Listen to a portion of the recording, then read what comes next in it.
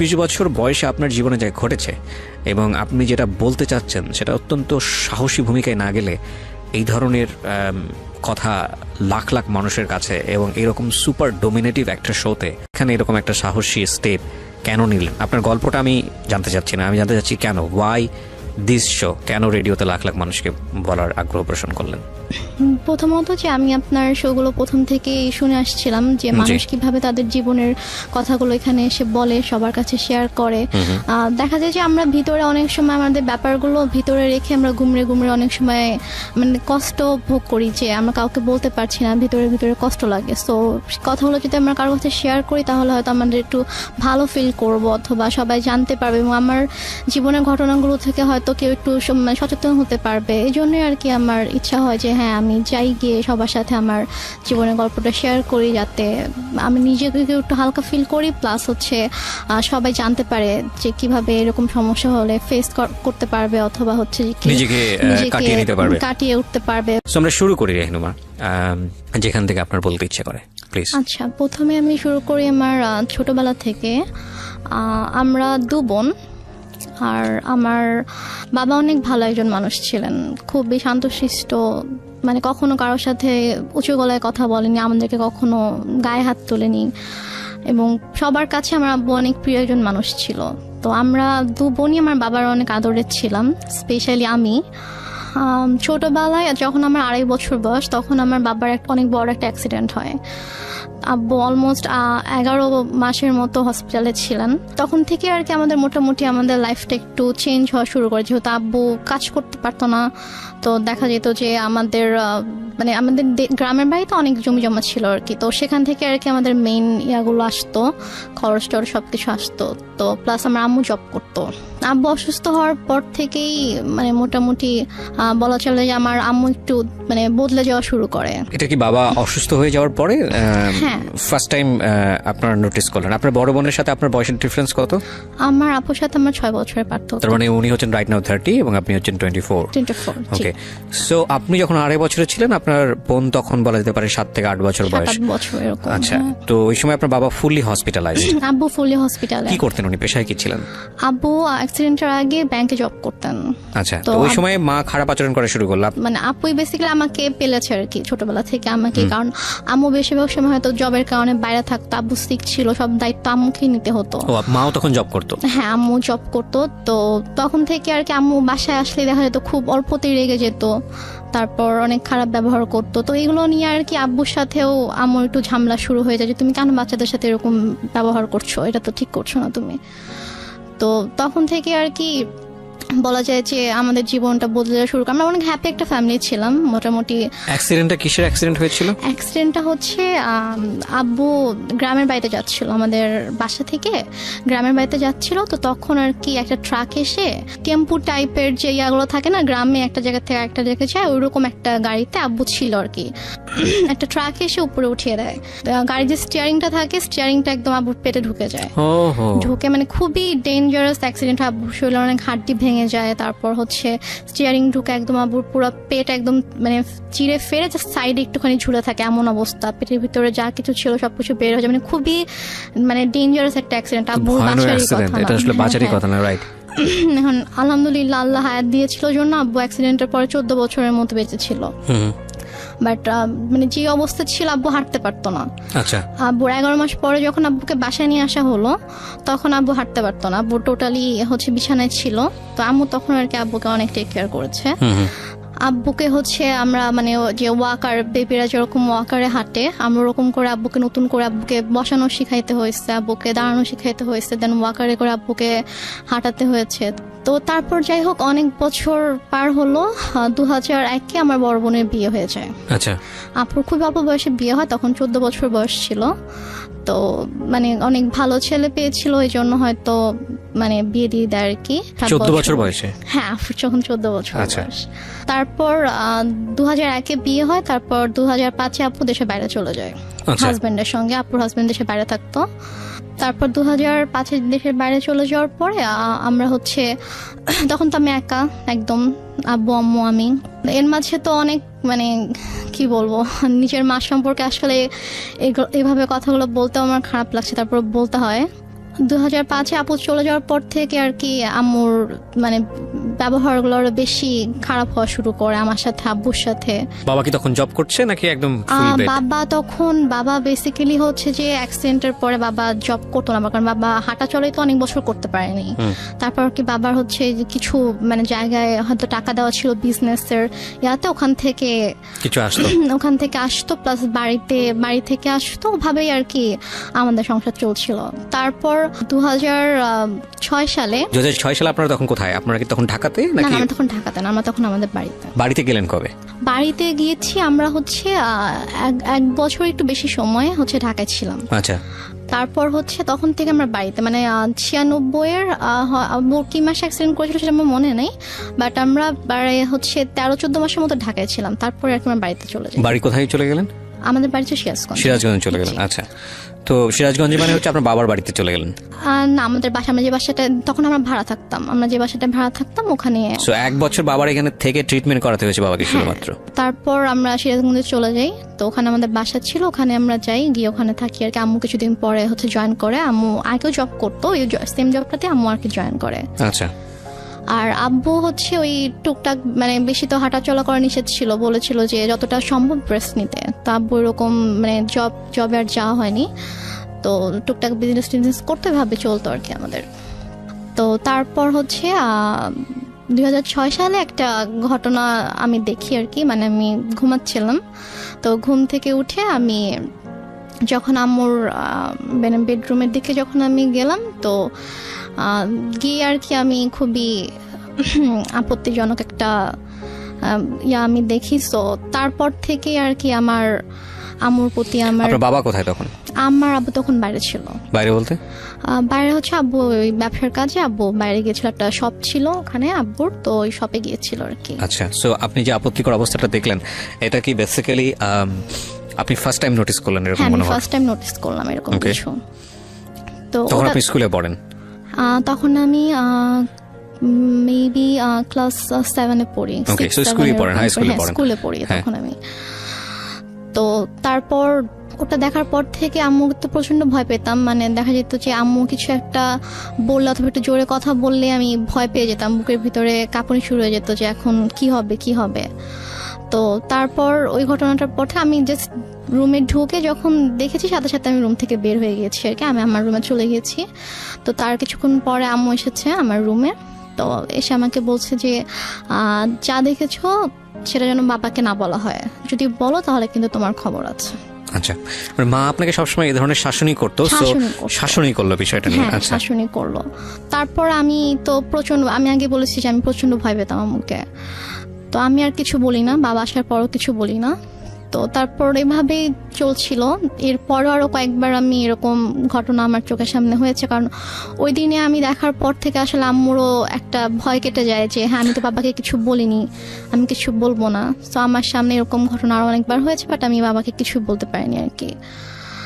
তো তারপরে গিয়ে আমরা 2007 সালে আমরা নিজেদের বাসা করি। সিরাজগঞ্জে, হ্যাঁ, নিজেদের বাসা করার পরে ওখানে আমরা শিফট হই।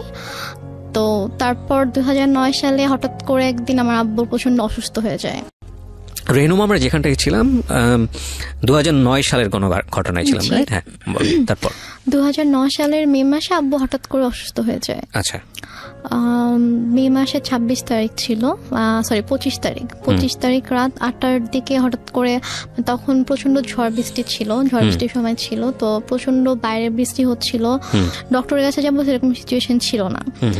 তো হঠাৎ করেই 9টা থেকে প্রচন্ড ব্যথা শুরু হয়ে যায় আব্বুর। তো আব্বু, আমি ফোন করছিলাম হসপিটালে যে অ্যাম্বুলেন্স পাঠানো যাবে কিনা, তো ওরা বলতেছে আমাদের কাছে কোনো অ্যাম্বুলেন্স এখন নেই, কোথাও একটা অ্যাক্সিডেন্ট হয়েছিল তো ওখানে গিয়েছে সব অ্যাম্বুলেন্স আর কি, কোনো হসপিটালেই কোনো অ্যাম্বুলেন্স অ্যাভেলেবল ছিল না। তো এদিকে মানে আমার মা কিন্তু পাশের রুমে ছিল, কিন্তু তাকে আমি বারবার ডাকছি যে আব্বু প্রচন্ড খারাপ লাগছে, তুমি আসো, আমি তো কিছু বুঝতে পারছি না। বলছে আমি গিয়ে কি করব, আমার কি করার আছে। তো এভাবে আর কি রাত কেটে যায়। প্রায় যখন 2:30 বাজে তখন আব্বু বলে যে আমার একটু ভালো লাগতেছে, তো তুমি তোমার রুমে যাও, গিয়ে ঘুমিয়ে পড়ো, আমরা সকাল হোক তখন আমরা ডক্টরের কাছে গিয়ে আমরা দেখিয়ে আসবো, চিন্তা করো না। বাট আমি বুঝতে পারছিলাম যে আব্বু আসলে আমাকে এমনি বলছে, কারণ আমি খুব টেনশন করছি, আমি আব্বুর পাশে বসে আছি, ইভেন আমি কান্নাও করছিলাম। তো তারপর আব্বু বললো যে তুমি রুমে যাও, গিয়ে ঘুমাও, আমি সকালে তোমাকে ডেকে দিব, তারপর আমরা ডক্টরের কাছে যাব। মানে আমার আব্বু এত কষ্ট পাচ্ছিল, আমি বারবার আম্মুর কাছে গিয়ে রিকোয়েস্ট করছিলাম যে তুমি একটু আসো, তুমি আব্বুকে দেখো, বাট আম্মু আসছিল না। তার আগে কি আপনার আব্বু আম্মুর মধ্যে কোনো ঝগড়া দেখেছেন কোনো আপনি? ঝগড়া হয়নি, কোনো ঝগড়া ছিল কোনো না? ঝগড়া হয়নি। আমি তো আপনাকে প্রথমে বলেছি আমার আব্বু খুবই শান্ত একজন মানুষ ছিলেন। আচ্ছা, সে okay. মানে কারোর সাথে কখনো কোনো ঝগড়া করতো না, লাইক আম্মু যদি কখনো রাগারাগিও করতো, চিল্লাফাল্লা করতো, আব্বু কিছু বলতো না, আচ্ছা। আব্বু চুপ হয়ে থাকতো। হুম। তারপর আমি আমার রুমে চলে যাই। তো হঠাৎ করে প্রায় 10-15 মিনিট পর আব্বু চিৎকার করে আমাকে ডাকে। হুম। তো আমি ছুটে আব্বুর রুমে যাই। তো রুমে যাওয়ার পরে দেখি যে আব্বু বলছে আমার খুব খারাপ লাগছে, তুমি আমাকে বারান্দায় নিয়ে যাও। আচ্ছা। তো আমি আব্বুর রুম থেকে আব্বুকে ধরে বারান্দায় নিয়ে আসি। তো আব্বু যখন থেকে ব্যথা শুরু হয় তখন থেকে আব্বু জাস্ট বুকে হাত দিয়ে রেখেছিল, যেখানে ব্যথা করছিল। আব্বু বসতে পারছিল না, শুতেও পারছিল না, আতশোয়া হয়েছিল বিছানায়। তো আমি আব্বুকে ধরে বারান্দায় নিয়ে যাই। নিয়ে যাওয়ার পরে আব্বুকে চেয়ারে বসিয়ে দিই। তো তারপর আব্বু বমি করে দেয়। তো বমি হচ্ছিল, তো মানে তখন আমি কান্না করতে করতে আম্মুর কাছে যাই যে আম্মু আসো, আব্বু তো বমি করছে, তো মরে যাক, আমার কি, আমি পারবো না যেতে, আমাকে ডাকবা না। এটা আপনার মা বলে? আমার মা বলে। আচ্ছা।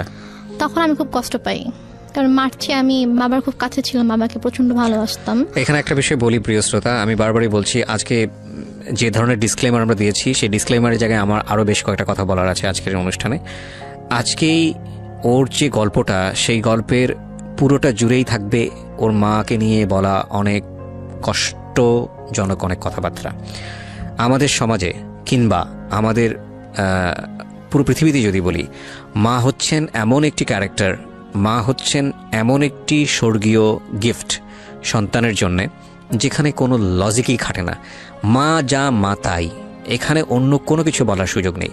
সুতরাং আজকের এই পার্টিকুলার বিষয়কে কেন্দ্র করে আপনি আইদার পজিটিভ আইদার নেগেটিভ কোনো কিছুই ভাববেন না মার এই বিষয়টাকে নিয়ে। আমি বারবার আপনাদেরকে সতর্ক করছি, আপনারা বরং ভাবুন এটা যে একটা মেয়ে পরিবারে এই ধরনের পরিবেশের মধ্যে বড় হয়ে সে আজকে কোথায় দাঁড়িয়ে আছে, কিভাবে ফাইট করছে। কারণ এই পার্টিকুলার একটা মাকে দিয়ে সমাজের অন্য সকল মাকে চিন্তা করার কোনো সুযোগ নেই। চিন্তা করতে গেলে আপনার এই গল্পটাকে ফেক মনে হবে, এক। আর 2 নম্বর যেটা, সেটা হচ্ছে আপনি চিন্তা করতে গেলে ভয়ানক রকমের কষ্ট পাবেন। তবে হ্যাঁ, আমি ডেফিনেটলি শিওর যে আজকের এই গল্প শুনে অনেকেই হয়তো বা তার নিজের জীবনের গল্পটা খুঁজে পাবেন। কারণ এই ধরনের বিষয়গুলো মিডিয়াতে এত বড় হাইলাইট করা, এত বড় স্পেস দিয়ে মানুষকে সচেতন করা, মানুষকে ইন্সপায়ার করা, এটা আসলে রেডিওতেই ফার্স্ট হয়েছে। সো সেই জায়গা থেকে আমাদের জন্য এটা অনেক বড় একটা চ্যালেঞ্জ। আমি বারবার ইন্টারাপ্ট করছি আপনাদেরকে এই একটা জিনিস বোঝানোর জন্যে, গল্পের ক্যারেক্টারের কোনো পার্টিকুলার বিষয় যেটা আপনার মধ্যে নেগেটিভ কনসিকুয়েন্স তৈরি করে ওটাকে ফোকাস না করে বরং এই মেয়েটার স্ট্রাগলটাকে ফোকাস করবেন প্লিজ। ওকে, হ্যাঁ। তারপর আমি মাকে ডাকতে চাইনি। তো তারপর আব্বু পরপর 3 বার বমি করেছে। তো বমি করার পরে তারপর আব্বুকে নিয়ে আবার রুমে নিয়ে গিয়ে বিছানায় শুয়ে দিলাম। তারপর আব্বু আমাকে মানে হাত জোড় করে মানে আমাকে বলছে যে আমাকে মাফ করে দিও। তা আমি বলছি তুমি এভাবে কেন কথা বলছো? বলছে যে আমি তোমার জন্য কিছুই করতে পারলাম না। মানে আমি তখন এতটাই মানে আমি তো কিছু বুঝতাম না তখন। আমি যদি এখন যদি থাকতাম ওই সিচুয়েশনে, আমি হয়তো বুঝতে পারতাম যে আব্বু হয়তো আর বেশিক্ষণ থাকবে না, এই জন্য ওইভাবে বলছে। বাট তখন আমি বুঝিনি আসলে।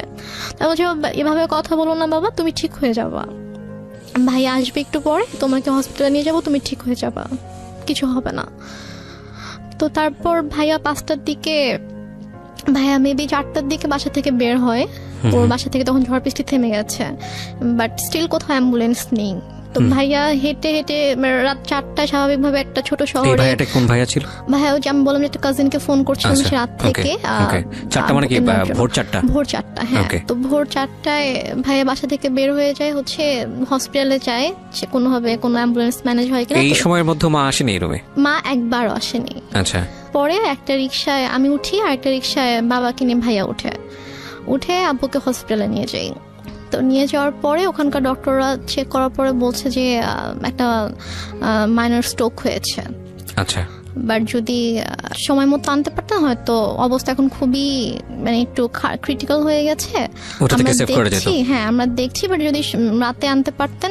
জিজ্ঞেস করেছে যে কখন থেকে এরকম হচ্ছে। তো যখন আমি ডিটেল বললাম ডক্টরকে, তখন বলছে যে রাতে আনা উচিত ছিল।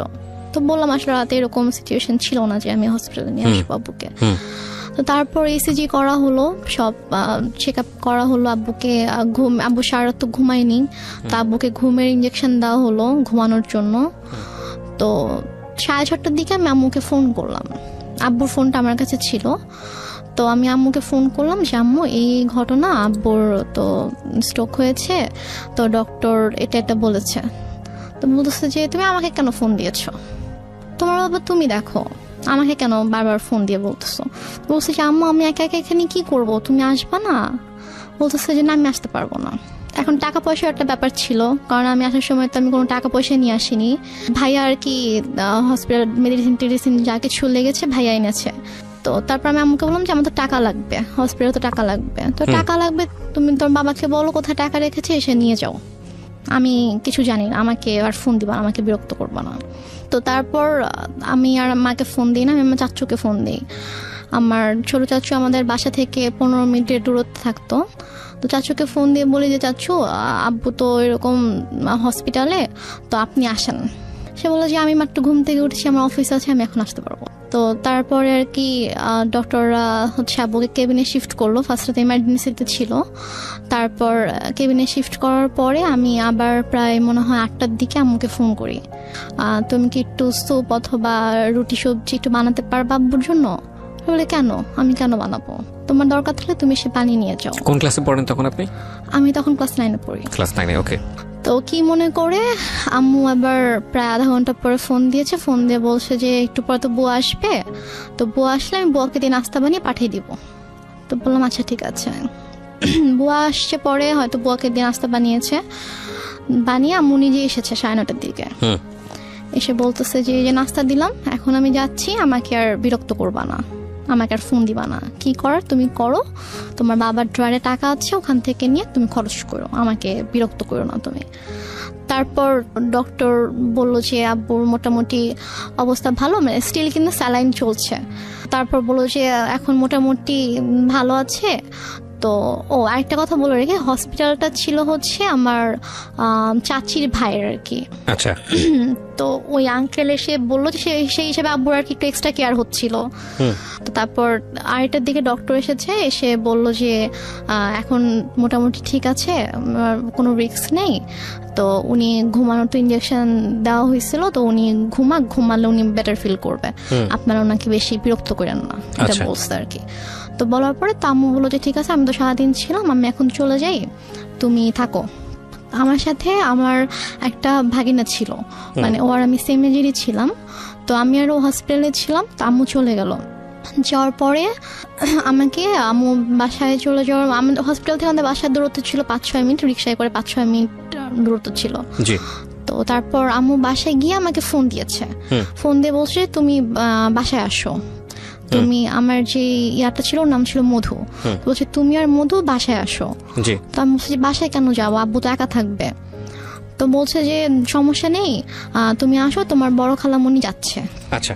তো আমি বললাম যে বড় খালামণি কেন আসবে, বড় খালামণিকে দেখলে তো আব্বু রেগে যাবে। মানে আমার বড় খালামণির সাথে আব্বুর একটু সমস্যা ছিল। আচ্ছা। সমস্যা ছিল বলতে যে মানে বড় খালামণির মানে বিহেভিয়ারের জন্য আব্বু বড় খালামণিকে পছন্দ করতো, এটা অ্যাভয়েড করতো আর কি। আচ্ছা। তো বলছে আব্বু যদি রেগে যায় তখন আব্বুর জন্য তো এটা মানে খারাপ হতে পারে, লাইক যে যাকে পছন্দ করে না ঘুম থেকে অসুস্থ অবস্থায় যদি উঠে তাকে দেখে তখন তো স্বাভাবিকভাবে তার খারাপ লাগবে, যে মানুষ তো চায় যে অসুস্থ থাকুক, তার প্রিয় মানুষগুলো তার পাশে থাকুক। জি। তো তারপর আমি বলি যে না আমি আসবো না। রেনুমা তারপর কি হলো? তারপর আমাকে আম্মু মানে অনেক ফোর্স করে যে তুমি এখনই আসবা এবং তোমার চিন্তা করার কিছু নেই, তোমার বড় খালামণি আব্বুকে টেক কেয়ার করবে, তারপর তুমি বাসায় থাকবা, আমি আবার ফ্রেশ হয়ে আমি যাব হসপিটালে। আমি এর মধ্যে বড় খালামণি চলে আসে, বড় খালামণির সাথে ছিল আমাদের একটা মামা, আম্মুর কাজিন ছিল। ওনারা আসার পরে আমি বাবা ঘুমাচ্ছিল, তো আমি গিয়ে বাবার কাছে গেলাম। তো গিয়ে বাবার মাথায় হাত রেখে আমি বললাম বাবা তুমি কি ঘুমাচ্ছ? আব্বু একটু করে চোখ খুলেছে, তো খুলে বলছে মানে ইশারা করে বলছে যে না ঘুমাচ্ছি না। আম্মু তো আমাকে বাসায় ডেকেছে, আমি বাসায় যাচ্ছি, আমি গিয়ে চলে আসবো, বেশিক্ষণ থাকবো না, মা চলে আসবে, তুমি থাকো, আমি আসছি। তা আব্বু জাস্ট চোখ দিয়ে ইশারা করলো যে ওকে। তো দেন আব্বু একটু সাইডে ফিরে যখন ওদেরকে দেখেছে তখন আর কি আব্বুর মানে এক্সপ্রেশনটা চেঞ্জ হয়ে গিয়েছে আর কি। তো যাই হোক আমি তো চলে আসলাম বাসায়। এর মধ্যে আমি বাসায় আসার প্রায় 15-20 মিনিট পরে আমার খালা হচ্ছে আম্মুকে ফোন দেয়। ফোন দিয়ে বলে যে ভাইয়ের অবস্থা ভালো না, তুই তাড়াতাড়ি আয়। তা আমি শুনে বলতেছি যে আমি তো মাত্র দেখে আসলাম যে আব্বু চুপচাপ শুয়েছিল, আর ডক্টরও বলে গিয়েছে যে এখন ঠিক আছে, তো হঠাৎ করে কেন অসুস্থ হয়ে গেল? সে তো আমি জানি না, ঠিক আছে আমি গিয়ে দেখছি। তা আমি বললাম যে আমিও যাব, তোকে যেতে হবে না, তুই ফ্রেশ হয়ে খেয়ে দে তারপর আয়। ওকে। তো আমি অনেকবার রিকোয়েস্ট করলাম আম্মুকে যে আম্মু প্লিজ আমি যাই, আমি তোমার সঙ্গে যাই। বলছে না তুই যাবি না, তুই থাক, আমি যাচ্ছি। তো আম্মু চট করে রেডি হয়ে আম্মু গেল। তো আম্মু মেবি 3:30টার দিকে হসপিটালে গিয়েছে।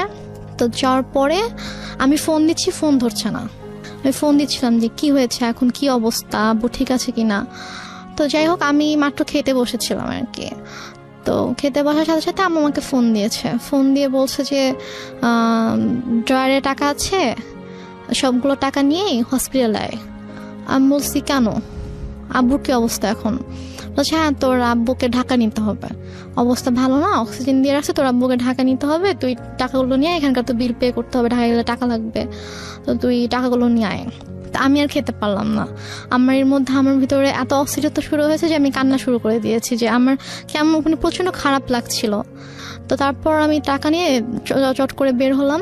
তারপর আমি হসপিটালে আসার পরে দেখি যে আমার একজন চাচু বাসার মানে হসপিটালের নিচে দাঁড়িয়ে আছে। আমি রিক্সা থেকে নামার সাথে সাথে চাচু আমার হাত ধরেছে। তো ধরে বলতেছে যে চল উপরে চল। আমি বললাম যে আব্বু কি হয়েছে? তখন আমি মানে আমার খুব খারাপ লাগছিল, যে আমার মানে মনে হচ্ছিল যে মেবি আব্বু নেই। তাই আমি বলছি সত্যি করে বল আব্বুর কি হয়েছে। তো আব্বুর কেবিন ছিল হচ্ছে 3 তলায়। তো দেন আমি গেলাম, তো চাচু পুরোটা সময় আমার হাত ধরে আছে। 3 তলাতে যাওয়ার পরে দেখি যে আব্বুর মানে কেবিনের দরজাটা খোলা, দরজার সামনে অনেক মানুষ। তো আমি গিয়ে আমি চিল্লানো শুরু করছি যে হার্ট অ্যাটাক করেছে এই পেশেন্টের, হার্ট পেশেন্টের রুমের সামনে দরজা কেন খোলা থাকবে, এত মানুষ কেন এখানে হইচই করছে, আপনার সরেন এখান থেকে, আমার আব্বুর ডিস্টার্ব হবে। আমি এটা বলতে বলতে রুমে ঢুকে দেখি যে আমার মা খালা একটা বেডে বসে আছে, আর আমি দেখেছি আব্বু শুয়ে আছে। মানে আমি তখনও খেয়াল করিনি যে আব্বুর মাথার নিচে যে বালিশ নেই, অথবা আমি স্যালাইন মানে আমি কিছুই খেয়াল করিনি আর কি। আমার জাস্ট মনে হচ্ছে আব্বু নর্মালি শুয়ে আছে, কারণ ওইভাবে শোয়াই আমি দেখে গেছি আব্বুকে। তো আব্বুর মাথার কাছে হচ্ছে আমার চাচু বসে আছে, যে চাচুকে আমি সকালে ফোন দিয়েছিলাম, যিনি বলেছে অফিস আছে আমি আসতে পারবো না, উনি বসে আছে। চাচি এসেছে, উনি দাঁড়িয়ে আছে। তো আমি আব্বুকে দেখো তখনও কিন্তু বুঝতে পারিনি যে আব্বু নেই। আমার বড় খালামণি হঠাৎ করে এসে আমাকে জড়িয়ে ধরে। তো জড়িয়ে ধরে আমাকে বলে যে কি একটা সর্বনাশ হয়ে গেল, তোরা তো এতিম হয়ে গেলি। মানে উনি খুব জোরে চিৎকার করে করে কান্না করছে, আর উনি এভাবে বিলাপ করে করে বলছে কি সর্বনাশ হয়ে গেল, তোরা এতিম হয়ে গেলে এখন তোদের কি হবে। এটা যখন বলেছে তখন জাস্ট আমি আব্বুর দিকে তাকিয়েছি, তখন আমি খেয়াল করেছি যে আব্বুর মাথার নিচে বালিশ নেই। তো আমি নর্মালি আমি আর আমার আব্বু মানে মৃত মানুষকে ভয় পেতাম আর কি। মানে লাইক আমাদের বাসার আশেপাশে বাসায় যদি কেউ মারা যেত, আমার আব্বু ওই বাসার সামনে দিয়ে 40 দিন যেতাম না। মানে আমাদের একটা ধারণা ছিল যে মানুষ মরে গেলে ভূত হয়ে যায়, তারা এসে ভয় দেখাবে। মানে আব্বুর ওই ভীতিটা ছিল, আমারও ওই ভীতিটা ছিল। আমরা ওই দিক দিয়ে না গিয়ে অনেকখানি ঘুরে যেতাম। তো বাট তখন আমার কোনো মানে আমার মধ্যে কোনো ওই ভয়টা অথবা এরকম কিছুই নেই। আমি আব্বুর কাছে গিয়ে আমি আব্বুকে এভাবে ধাক্কা দিচ্ছিলাম যে আব্বু কি হয়েছে তোমার, তুমি উঠো তুমি। তো আমার অনেকে এসেছিল তখন, আমার চাচি গিয়ে আমাকে ধরলো, আমার আরেকটা ভাইয়া এসে আমাকে ধরলো। তো আমি ভাইয়াকে ধরে চিৎকার করে করে কান্না করছিলাম। বাট আমার আম্মুর একটু কান্না করেনি। আমার আম্মু চুপ হয়ে বসে আমাকে বলতেছে যে এভাবে কান্না করার কি আছে। Are you sure? আমাকে বলতেছে, আমি যখন আমাকে বসাই দিছে আম্মুর পাশে, আমাকে বসাই দিছে আমার ভাইয়া, তো বলতেছে যে এভাবে কান্না করতেছো কেন, এভাবে কান্না করার কি আছে, টাকা আনছো টাকা দাও। আমি জাস্ট অবাক হয়ে তাকিয়েছিলাম যে মানে সামনের বেডে আব্বু এভাবে পড়ে আছে আর সে আমার সাথে এভাবে কথা বলছে।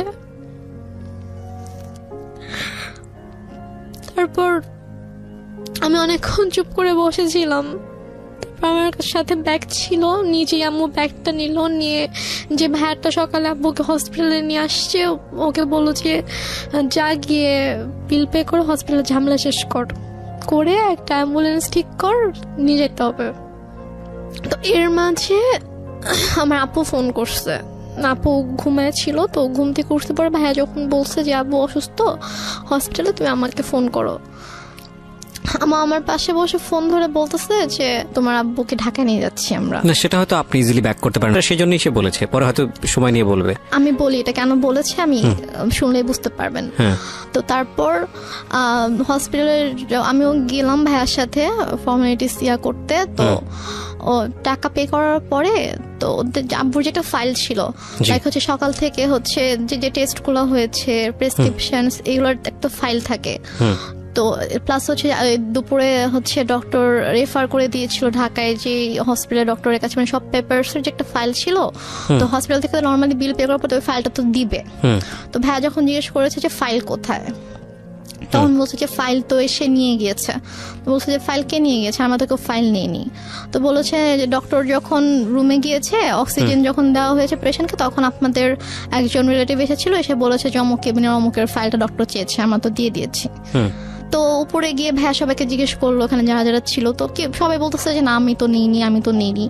তো ফাইলটা যাই হোক পাওয়া গেল না। তারপর অ্যাম্বুলেন্সে করে আব্বুকে আমাদের বাসায় নিয়ে আসা হলো। তো বাসায় নিয়ে আসার সাথে সাথে দেখি যে আম্মু ওদিকে ফোন টোন দিয়ে সব অ্যারেঞ্জমেন্ট করে ফেলেছে যে মানে যত তাড়াতাড়ি পসিবল মাটি দিতে হবে। বাট আপু যখন দেশের বাইরে চলে যায়, তখন আপু এভাবে বলে যায় যে মানে যদি কখনো মানে আব্বু হোক আম্মু হোক কেউ যদি মারা যায়, তাকে রেখে দিবা আমি না আসা পর্যন্ত, আমি আসবো দেখবো তারপর মাটি হবে। আপু এটা বলে গিয়েছিল। তো আপুর শ্বশুর বাড়িতে যখন জানানো হয় যে আব্বু মারা গেছে, তখন বলে যে ঠিক আছে আমরা আসছি, আপনারা ওখানে সবকিছু ঠিকঠাক করেন, ওনাকে গোসল করেন, তারপর আমরা ঢাকায় নিয়ে এসে ওনাকে, মানে আপু শ্বশুর বাড়িতেও এটা জানতো, আপু শ্বশুর বাড়িতেও সেম কথাটাই বলেছে, যে শ্বশুর শাশুড়ি ছিল তো ওদের বলেছে যে মানে যারই কিছু হোক না কেন আমাদেরকে ছাড়া কিন্তু আপনারা মাটি দিবেন না, আমরা দেখবো। তো ওইভাবে আপুর শ্বশুরও ফোন দিয়ে বলে যে ঠিক আছে ভাইজানকে নিয়ে আসতে হবে ঢাকায়, নিয়ে এসে আমি ব্যবস্থা করছি, এখানে বারডেমে সম্ভবত ছিল হিমাগার আছে, তো ওখানে বলো যে ওখানে রাখবো, আমি সব ব্যবস্থা করে আমি আসছি। বলছে না আপনাদের আসতে হবে না, যত তাড়াতাড়ি পসিবল মাটি দিয়ে দিব, মিন্টু বৃষ্টি আত্মা হচ্ছে কষ্ট পাবে, বেশিক্ষণ রাখা যাবে না। তো বলতেছে যে না, মানে আপুর কথা বলছে যে বৌমা তো বলে গেছে, তা আমাকেও বলে গেছে, তো আমি তো এটা পারবো না, আমি বৌমাকে কি জবাব দিব আপনি যদি মাটি দিয়ে দেন। বলতেছেন আপনাদেরও কষ্ট করে, এখন সন্ধ্যা হয়ে গেছে, আপনাদেরও এখন কষ্ট করে আসতে হবে না, আর আপনারা আসলে আসেন, বাট আপনারা আসার আগে আগে মাটি দিয়ে দিব। মানে আম্মু পুরো ক্রেজি হয়ে গিয়েছে মাটি দেওয়ার জন্য। তো আমার চাচুরা ফোন দিয়ে বলতেছে যে আমার আরেকটা চাচা গ্রামের বাড়িতে থাকে, তো আমার চাচা ফোন দিয়ে বলতেছে যে তুমি এখানে নিয়ে আসো, আমাদের পারিবারিক কবরস্থানে মাটি হবে। সে বলতেছে না আমি ওখানে নিব না, ওর এখানেই মাটি হবে। তো এগুলো নিয়ে আম্মু খুবই মানে রীতিমতো ঝগড়া করতেছে অনেক। আম্মু কিন্তু স্টিল মানে এক ফোঁটাও কান্না করেনি, একটুও কান্না করেনি। তো সে আমার চাচার সাথে ফোনে ঝগড়া করতেছে যে না আমি এখানে মাটি দিব, আপনাদের যদি দেখতে ইচ্ছা করে আপনারা এখানে আসেন, এসে দেখে যান। কোনোভাবে রাজি করাতে পারতেছে না যে না পারিবারিক কবরস্থানে তার মাটিটা হবে। ওইদিকে আপু বারবার ফোন করে বলতেছে যে তুমি একটু আব্বুর সাথে কথা বলা দাও। তো বলছে এখন তো কথা বলতে পারবে না, এখন তো হচ্ছে যে কি অক্সিজেন দিয়ে রাখছে এটা সেটা এগুলো বলতেছে। বলছে যে ও আপুকে বলছে যে আমি এখন অ্যাম্বুলেন্সে। তো বলছে ঠিক আছে আব্বু কথা বলতে না পারলেও সমস্যা নেই, তুমি আব্বুর কানের কাছে ফোনটা নাও, আমি আব্বুর সাথে কথা বললে আব্বু বেটার ফিল করবে, আব্বুর ভালো লাগবে আমার ভয়েস শুনলে। সে বলতেছে না এখন না, আমি হসপিটালে যাই তোমার সাথে কথা বলে দিব।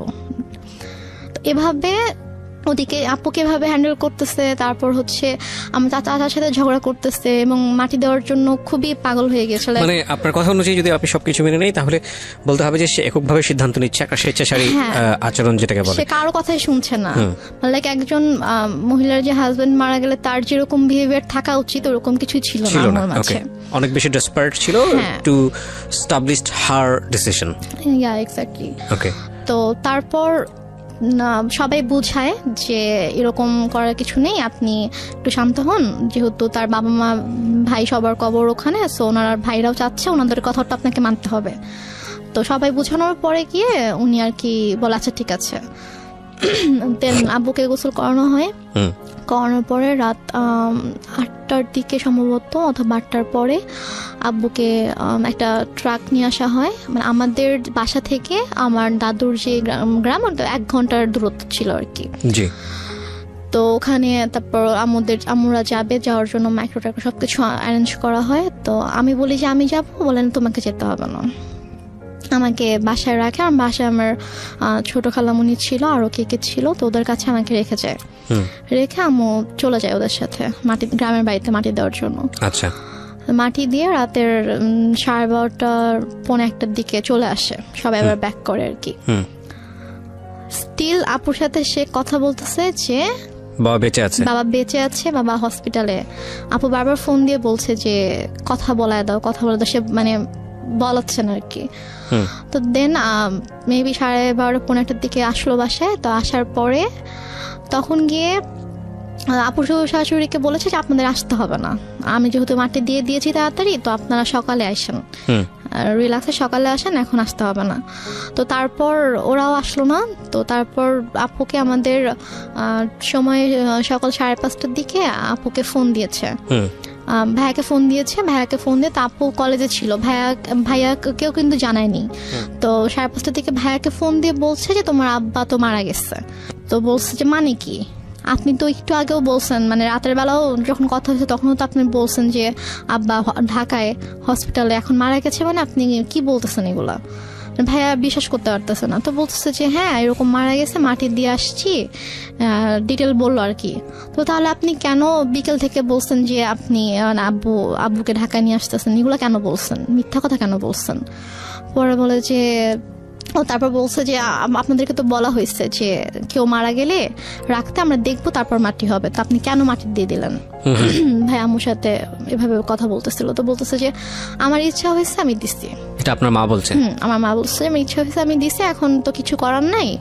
আপুর কথা বলছে যে ওকে জানাও, ও কোথায়? তো বলছে ঠিক আছে, ওকে আপনার জানাইতে হবে না, আমি ওকে জানাচ্ছি, আমি আমার ওয়েতে ওকে জানাবো। তো তারপর আপু কলেজে ছিল। তো আপু কলেজ থেকে আসার পর এর মধ্যে বাসায় হচ্ছে আপুর কিছু ফ্রেন্ডকে ভাইয়া ডাকে, ওরা সবাই আসে। তো আপু বাসায় এসে দেখে আপুর ফ্রেন্ডরা বাসায়, ভাইয়া বাসায়। তো আপু বলে যে কি হয়েছে তোমরা হঠাৎ করে বাসায় না জানিয়ে? তো বলে আসলাম আর কি। তো ওরা অনেক খাবার টাবার রান্না করে আনছে, তো আনার পর আপুকে খাওয়ানো দাওয়ানোর পরে তারপর আপুকে বলছে যে এরকম আব্বু তো মারা গেছে। তখন আপু খুব শক, যে মানে কি, আমাকে তো বলা হয়েছে যে আব্বু হসপিটাল, আব্বু ঢাকায়, তাহলে আম্মু কেন মিথ্যা কথা বলছে? দেন আপু আম্মুকে ফোন করে বলে যে তুমি কেন মিথ্যা বললা, যাই হোক অনেক কথা। তো আম্মু বলে যে এরকম মৃত মানুষকে রাখতে হয় না, কষ্ট পায়, এগুলো নিয়ে আর কি অনেক ইয়া হয়। বাট তখনও মানে আমি বুঝতে পারিনি যে আসলে ব্যাপারটা কি হয়েছে। তো এর মাঝে কথা ওঠে আব্বুর ওই ফাইলটা নিয়ে। এটা নিয়ে যখন কথা উঠেছে ওই ফাইলটা কোথায়, আমার বড় খালার ছেলে হচ্ছে ডাক্তার। তো ভাইয়া এসে বলে যে আমি রিপোর্টস গুলো দেখবো, আমার কাছে মনে হচ্ছে যে ডাক্তারদের কোনো একটা অবহেলার কারণে, তো ভুল কোনো কিছুর কারণে এরকম ভাবে খালু মারা গেছে, কিন্তু ফাইলটা মিসিং। হ্যাঁ, এই জন্য ওরা হসপিটাল থেকে ফাইলটা মিসিং করে দিয়েছে। আমরা একটা বিষয় একটু বলি প্রিয় শ্রোতা, আজকের এই গল্পটা একটু যে জায়গাটা এখন দাঁড়িয়ে আছে সেটা সামনের দিকে গিয়ে পুরোপুরি অন্যদিকে মোড় নেবে, because I know the story. এবং এইটুকুতে যদি নাটক বা সিনেমার গল্পের জায়গায় আপনি চিন্তা করেন তাহলে একজন ব্যক্তি যে ভিলেনের ভূমিকায় চলে এসছে। কিন্তু আমরা যেহেতু এখানে জীবন গল্প প্রচার করি, আমরা সবসময় একটা কথা বলি, প্রত্যেকটা মানুষই আমাদের এই অনুষ্ঠানের প্রেক্ষাপট থেকে রেসপেক্টেবল। দেখুন, ওই মানুষটাকে যদি আজকে রেহনুমা যে জায়গাটায় বসে আছে সেখানে বসানো যায়, সে তার জায়গা থেকে হয়তো বিষয়গুলোকে অন্যভাবে ব্যাখ্যা দাঁড় করানোর চেষ্টা করবে। এবং রেহনুমার যে কথাগুলো বলছে এখানে, সেগুলোকে একেবারে টাইম মেশিনে গিয়ে ওই সময়ে বসে ঘুরে দেখে প্রুফ করার কোনো সুযোগ নাই। সে কারণে আমরা একেবারে সারেন্ডার করি এই জায়গাটাতে, this is not investigative show. But কিছু বিষয় আছে যেগুলো আমরা আমাদের সামাজিকতার জায়গা থেকে জানি, যে একজন সন্তান কখন মার এগেনস্টে গিয়ে কমপ্লেইন করে, কিংবা মা কখন সন্তানের এগেনস্টে বলতে বাধ্য হয়। কারণ পৃথিবীর সবচাইতে মধুরতম সম্পর্ক হচ্ছে এই জায়গাটি। সুতরাং ওই জায়গাটির প্রতি আজকের এই অনুষ্ঠান শুনে রেসপেক্ট কমুক, এটা আমাদের উদ্দেশ্য নয়। আমরা বরং রেহনুমার মাকে সম্মান জানাই। আমাদের মার জায়গাটি থেকে যে ধরনের রেসপেক্ট আছে প্রত্যেকটা মায়ের প্রতি, রেহনুমার মায়ের প্রতিও আমাদের ঠিক সেই রেসপেক্টটাই থাকছে। আমরা বরং গল্পটাকে অন্যদিকে একটু ফোকাস করি, যে রেহনুমা এইরকম একটা প্রবলেম পরিবারের মধ্যে ফেস করেছে, বা করার পরেও সে আজকে কোথায় দাঁড়িয়ে আছে। এবং এই গল্পটা এই কারণেই প্রচার করতে চাই, যাতে করে রেহনুমার মতো যদি কেউ কোনোভাবে এরকম পারিবারিকভাবে মানসিকভাবে নির্যাতনের শিকার হন, সে যেন দমে না যায়। আমরা বরং এই অ্যাঙ্গেলটা থেকে দেখি। আর নির্যাতনের আরও ধারাবাহিকতা সামনে আছে, এবং সেগুলো হয়তো বা আপনারা স্টেপ বাই স্টেপ শুনলে বুঝতে পারবেন যে হাউ দিস ইজ পসিবল, আসলে এটা সম্ভব কিনা। ওকে, রেহনুমা, আমরা যেখানটায় ছিলাম, যে এক ধরনের স্বেচ্ছাচারী আচরণ মার বাবাকে কবর দেয়া নিয়ে, এবং তারপরে মেডিকেল রিপোর্টটা খুঁজে পাওয়া যাচ্ছিল না, যে মেডিকেল রিপোর্টে কি আসলে আছে। হ্যাঁ, তারপর মানে ভাইয়ের ধারণা ছিল যে ডক্টরদের কোনো অবহেলার কারণে হয়তো এরকম হয়েছে। তো তারপর এটা নিয়ে মোটামুটি ভালো একটা ভাইয়া হসপিটালে গিয়ে ইনকোয়ারি করে। তো ওরা সেম রিপ্লাই দেয় যে আমাদের কোনো ফল্ট নেই, কেউ নিয়ে গিয়েছে, আপনাদের রিলেটিভের মধ্যে থেকে কেউ ফাইলটা নিয়ে গিয়েছে। আচ্ছা। তারপর তো আম্মুর এই ব্যাপারটা নিয়ে আসলে কোনো ইয়া ছিল না, যে বলতেছে যে তোদের এত বাড়াবাড়ি কেন করতেছিস, কি দরকার খামাখা, মারা গেছে, আল্লাহর জিনিস আল্লাহ নিয়ে গেছে, তো কেন ওদেরকে দোষারোপ করে তো লাভ নেই। খামাখা ফাইল হারাইছে, ফাইল দিয়ে কি এখন কি হবে, ওই ফাইল আর তো এখন কোনো দরকার নেই। তো তারপরও আর কি আমিও তখন ইয়া করি যে না, আসলে এটা তো দরকার, ডক্টরদের কারণে হয়তো এরকম কিছু হয়েছে। তো তারপর গিয়ে আর কি এটাকে নিয়ে আর তেমন ইয়া হয়নি। তো হসপিটালে ওরা বলেছিল যে আপনাদের ওই দিন যেসব রিলেটিভরা ছিল সবাইকে যদি মানে আমাদের সামনে আনতে পারেন, মানে রিসিপশনে যিনি ছিল উনি বলেছে যে তাহলে আমি চিনে ফেলবো। আচ্ছা। কে ছিল উনি বলেছে যে, আমি জিজ্ঞেস করছিলাম যে মানে কে ছিল, ছেলে ছিল নাকি মেয়ে ছিল, তো উনি বলছে একজন মহিলা ছিল। আচ্ছা। তো উনি এসে বললো যে অমুক কেবিনের অমুক পেশেন্টের হচ্ছে আমি রিলেটিভ, তো ডক্টর ফাইলটা চেয়েছে, ফাইলটা দেন তাড়াতাড়ি। তো ফাইলটা পরে নিয়ে গিয়েছে। তো যাই হোক, তো তারপর এটা নিয়ে আর কোনো ইয়া হয়নি। আম্মুকে যখন বললাম যে চলো তাহলে আমরা সবাইকে নিয়ে যাই ওখানে যেদিন ছিল, বলছে যে না, আমরাই তো ছিলাম, আমরা তো কেউ যাই নাই। তার বলছে যেতে সমস্যা কোথায়, চলো। আমি বলছেন আমি যাবো না। এটা নিয়ে এক পর্যায়ে আমার সাথে অনেক বড় সিন ক্রিয়েট হয়েছে, অনেক কথা কাটাকাটি হয়েছে। ভাইয়াও বলেছে যে খালা চলো, কি সমস্যা, তো সে বলছে আমি যাব না। তো ওই হসপিটাল মূলত ছিল যে আমাদের ফ্যামিলি ডক্টর যেটা থাকে, তো ডক্টর এখানকার ছিল, আমাদের কিছু হইলে আমরা ওই হসপিটালতে যেতাম আর কি। তো তারপর থেকে আমার ওই হসপিটালে যায় না। আচ্ছা, মানে কোনো প্রবলেম হলে আর ওই হসপিটালে যায় না, সে ডক্টর চেঞ্জ করে ফেলছে, হসপিটাল চেঞ্জ করে ফেলছে। তো তারপর যাই হোক, এটা নিয়ে আর কোনো কথা কাটাকাটি হয়নি, কিছু হয়নি, শেষ হয়ে গেল ব্যাপারটা। তো তারপর থেকে আব্বু মারা গেল হচ্ছে মে মাসে। সেপ্টেম্বর মাস থেকে হঠাৎ করে আম্মুর কি হলো, সে আমাকে বলছে যে তোমাকে বিয়ে দিয়ে দিব। আমি তো বিয়ে করব না, আমি তো মানে ছোট আছে, আমি তখন 9-এ পড়ি। তো আমি বলেছি আমি তো বিয়ে করব না। তো বলেছে যে না, তোমাকে বিয়ে করতে হবে। আমি বলেছি যে কেন, তোমার দায়িত্ব আমি নিতে পারতেছি না। একটু একটা মিনিট, মানে টু বি অনেস্ট, যে জিনিসটা আমার জানার আছে সেটা হচ্ছে যে আপনি তো মোটামুটি গল্পের যে গ্রাফটা মেনটেন করছেন, তাতে বোঝাই যাচ্ছে যে আপনার সঙ্গে আপনার মায়ের একটা সম্পর্ক, এই সম্পর্কটা স্বাভাবিক সম্পর্ক ছিল না। এটা একটা বৈরী সম্পর্ক। এবং আপনার বোন চলে গেল কানাডাতে, আপনারা 2 বোন, বাবা তো মারাই গেল, এবং ইন দ্য মিন টাইম আপনারা সিরাজগঞ্জে বাড়ি করেছেন। তার মানে ওই বাড়ি বলতে আপনারা কয়টা, আপনার পুরো একটা ফ্ল্যাটে আপনি এবং আপনার মা, এবং আপনি তখন ক্লাস 9-এ পড়ছেন। 2-3টা বিষয় এখানে নোট করার মতো, প্রিয় শ্রোতা। একটা হচ্ছে যে ওর মার বয়সও কিন্তু তখন অনেক অল্প বয়স, 1। 2 নম্বর হচ্ছে যে মা সাথে সন্তানের সম্পর্কটা স্বাভাবিক না, এবং শুধু ওর সাথে না, ওর কথা অনুযায়ী ওর বড় বোনের সঙ্গে স্বাভাবিক না। এবং ও যে বিষয়গুলো দেখেছে সেটার পরে ওর সাথে ওর মার একটা সম্পর্কে ভীষণ রকম দূরত্ব তৈরি হয়েছে মানসিকভাবে, সেটাই স্বাভাবিক।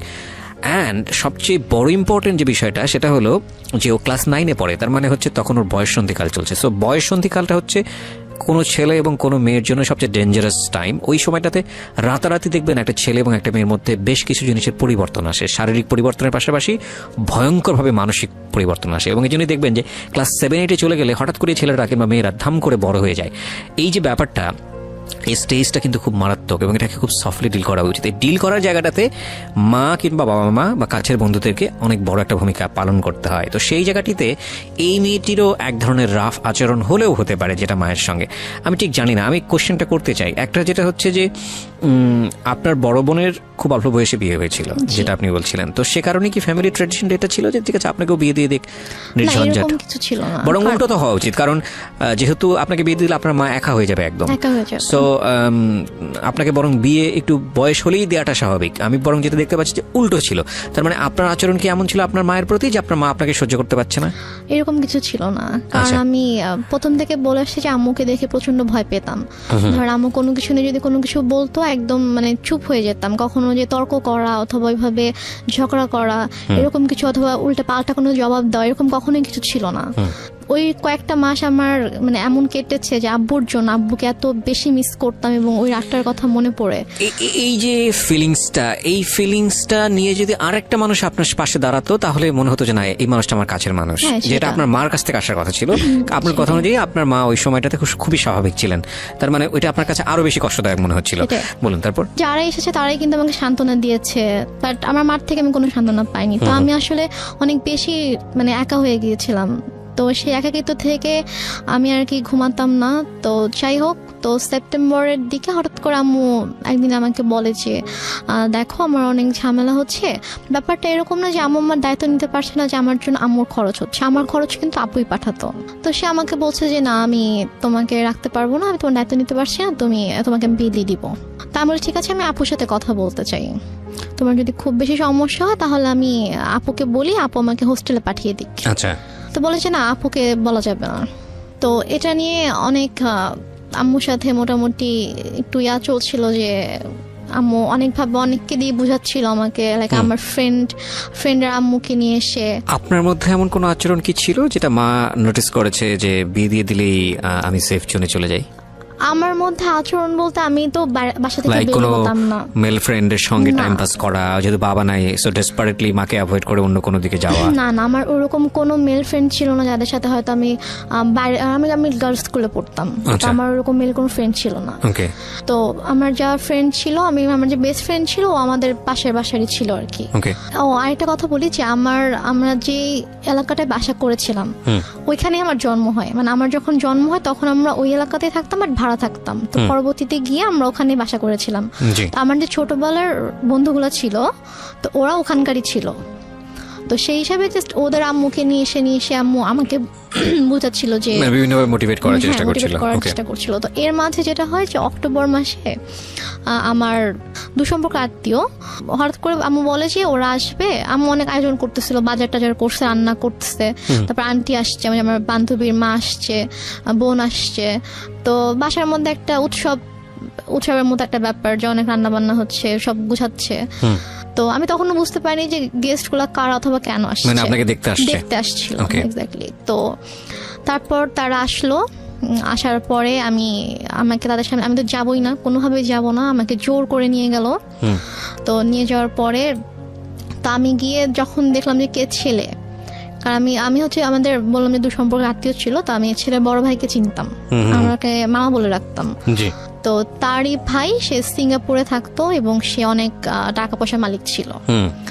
এবং ছেলেটা মানে মানুষের সবাই আল্লাহর সৃষ্টি, কারো চেহারা নিয়ে আমি খারাপ কথা বলতে চাই না, তো বলতেও হয় না। তারপর আমি জাস্ট বলছি যে ছেলেটা অনেকটা লম্বা ছিল, লাইক সে দেখতে এক কথায় যে সে জাস্ট নিগ্রোদের মতো ছিল, নিগ্রোদের যেরকম অনেক কালো হয়, যে ওরা দেখতে যেরকম হয় এক্স্যাক্টলি দেখতে ওরকম ছিল অনেকটা। তো আমি জাস্ট গেলাম, যাওয়ার পর আমি যখন দেখলাম, তো দেখে আমি সাথে সাথে তো আমি রুম থেকে চলে আসছি। তারপর আম্মু আমার রুমে আসলো যে তুমি এরকম বেয়াদবের মতো উঠে কেন চলে আসলা? আমি বললাম যে আমি ওখানে কেন থাকবো, তুমি তাকে আমাকে জোর করে নিয়ে গিয়েছো, আর তুমি ছেলের অবস্থা দেখছো? কিরকম। তো পরে বলতে তার মানে বিষয়টা কিরকম যে ছেলেটাকে পছন্দ হলে আপনি বিয়ে করে ফেলতেন? না, পছন্দ হলে যে বিয়ে করতাম সেটা না, আমি বলছি যে তোমার কি মানে এতটুকু মানে ইয়া নেই যে তুমি এরকম একটা ছেলের সাথে আমাকে বিয়ে দেওয়ার জন্য নিয়ে আসছো, মানে তোমার রুচিবোধে কিভাবে এটা করলো যে তুমি এরকম একটা ছেলের সাথে আমাকে বিয়ে দিবা, এরকম একটা ছেলের সাথে তুমি আমাকে বিয়ে দিতে চাও। আচ্ছা, এই জন্য আর কি ছেলেকে পছন্দ হলে যে আমি বিয়ে করতাম ব্যাপারটা এরকম না, কারণ বিয়ের কোনো চিন্তা ভাবনা আমার মাথায় ছিলই না।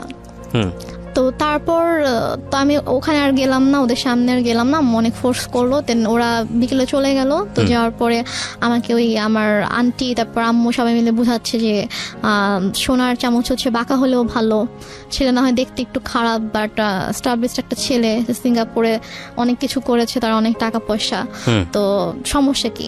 ওকে, ছেলে বয়স অনেক বেশি ছিল, 40 আপ ছিল। আপনি তখন ক্লাস 9 এ পড়েন? আমি তখন ক্লাস 9 এ পড়ি, মানে 14 থেকে 15 বছর বয়স সর্বোচ্চ।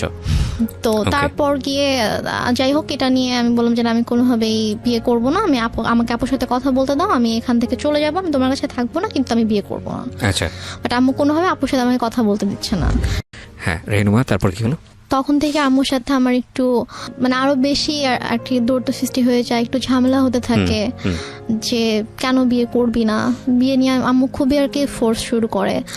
তো এক পর্যায়ে যেটা হয় যে একদিন আম্মু মানে হাত কেটে ফেলে আর কি, মানে ছুরি দিয়ে হাত কেটে ফেলে, মানে বিয়ের ব্যাপারটা নিয়ে জিদ করে।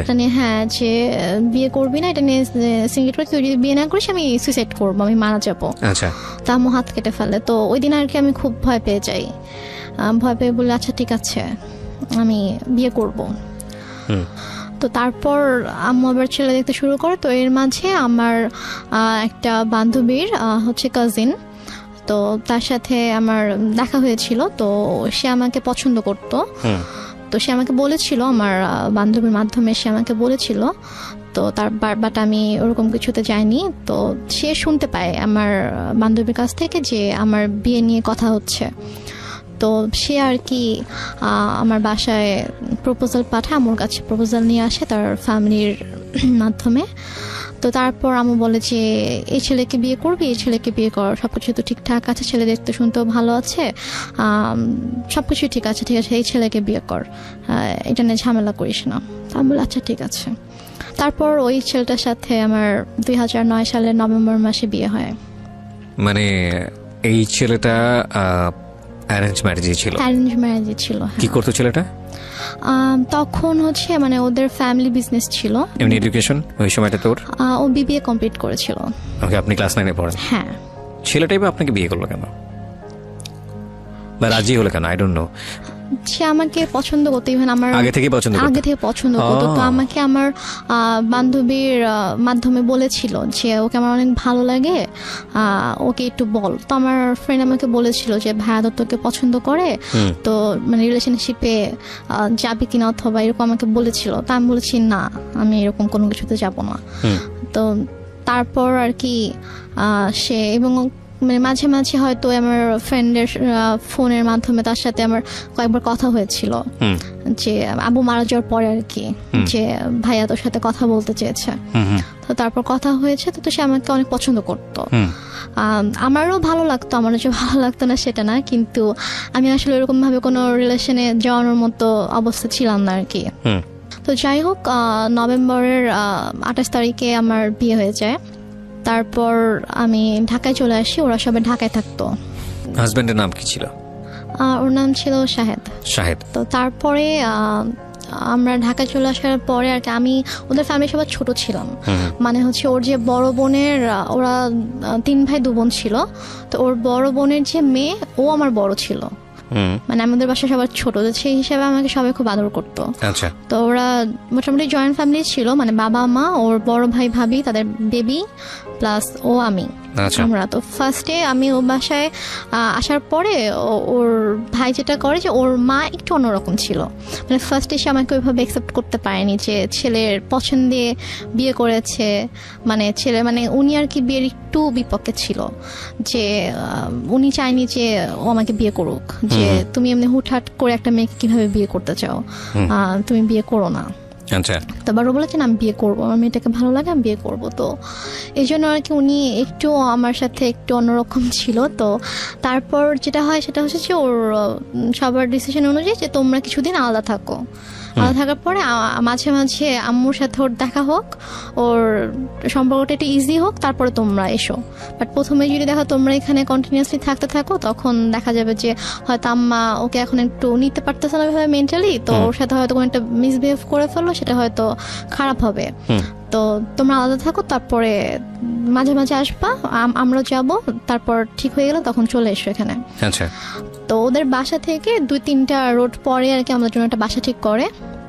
তো সে বাসাটায় আমরা ওখানে 2 মাসের মতো ছিলাম, প্রায় 2 মাসের মতো ছিলাম। তো এর মাঝে ওর আব্বু অনেকবার এসেছে আমাদের বাসায়, তারপর আমরাও যেতাম ওখানে। তো দেখা যায় ওনার সাথে আমি শপিং এ যেতাম আম্মুর সাথে, শাশুড়ি মায়ের সাথে। তো ওনার সাথে আমার মোটামুটি ভালো একটা সম্পর্ক হয়ে যায় আর কি। তারপর উনি বলে ঠিক আছে তোমার বাসায় চলে আসো। আচ্ছা। তারপর আমরা বাসায়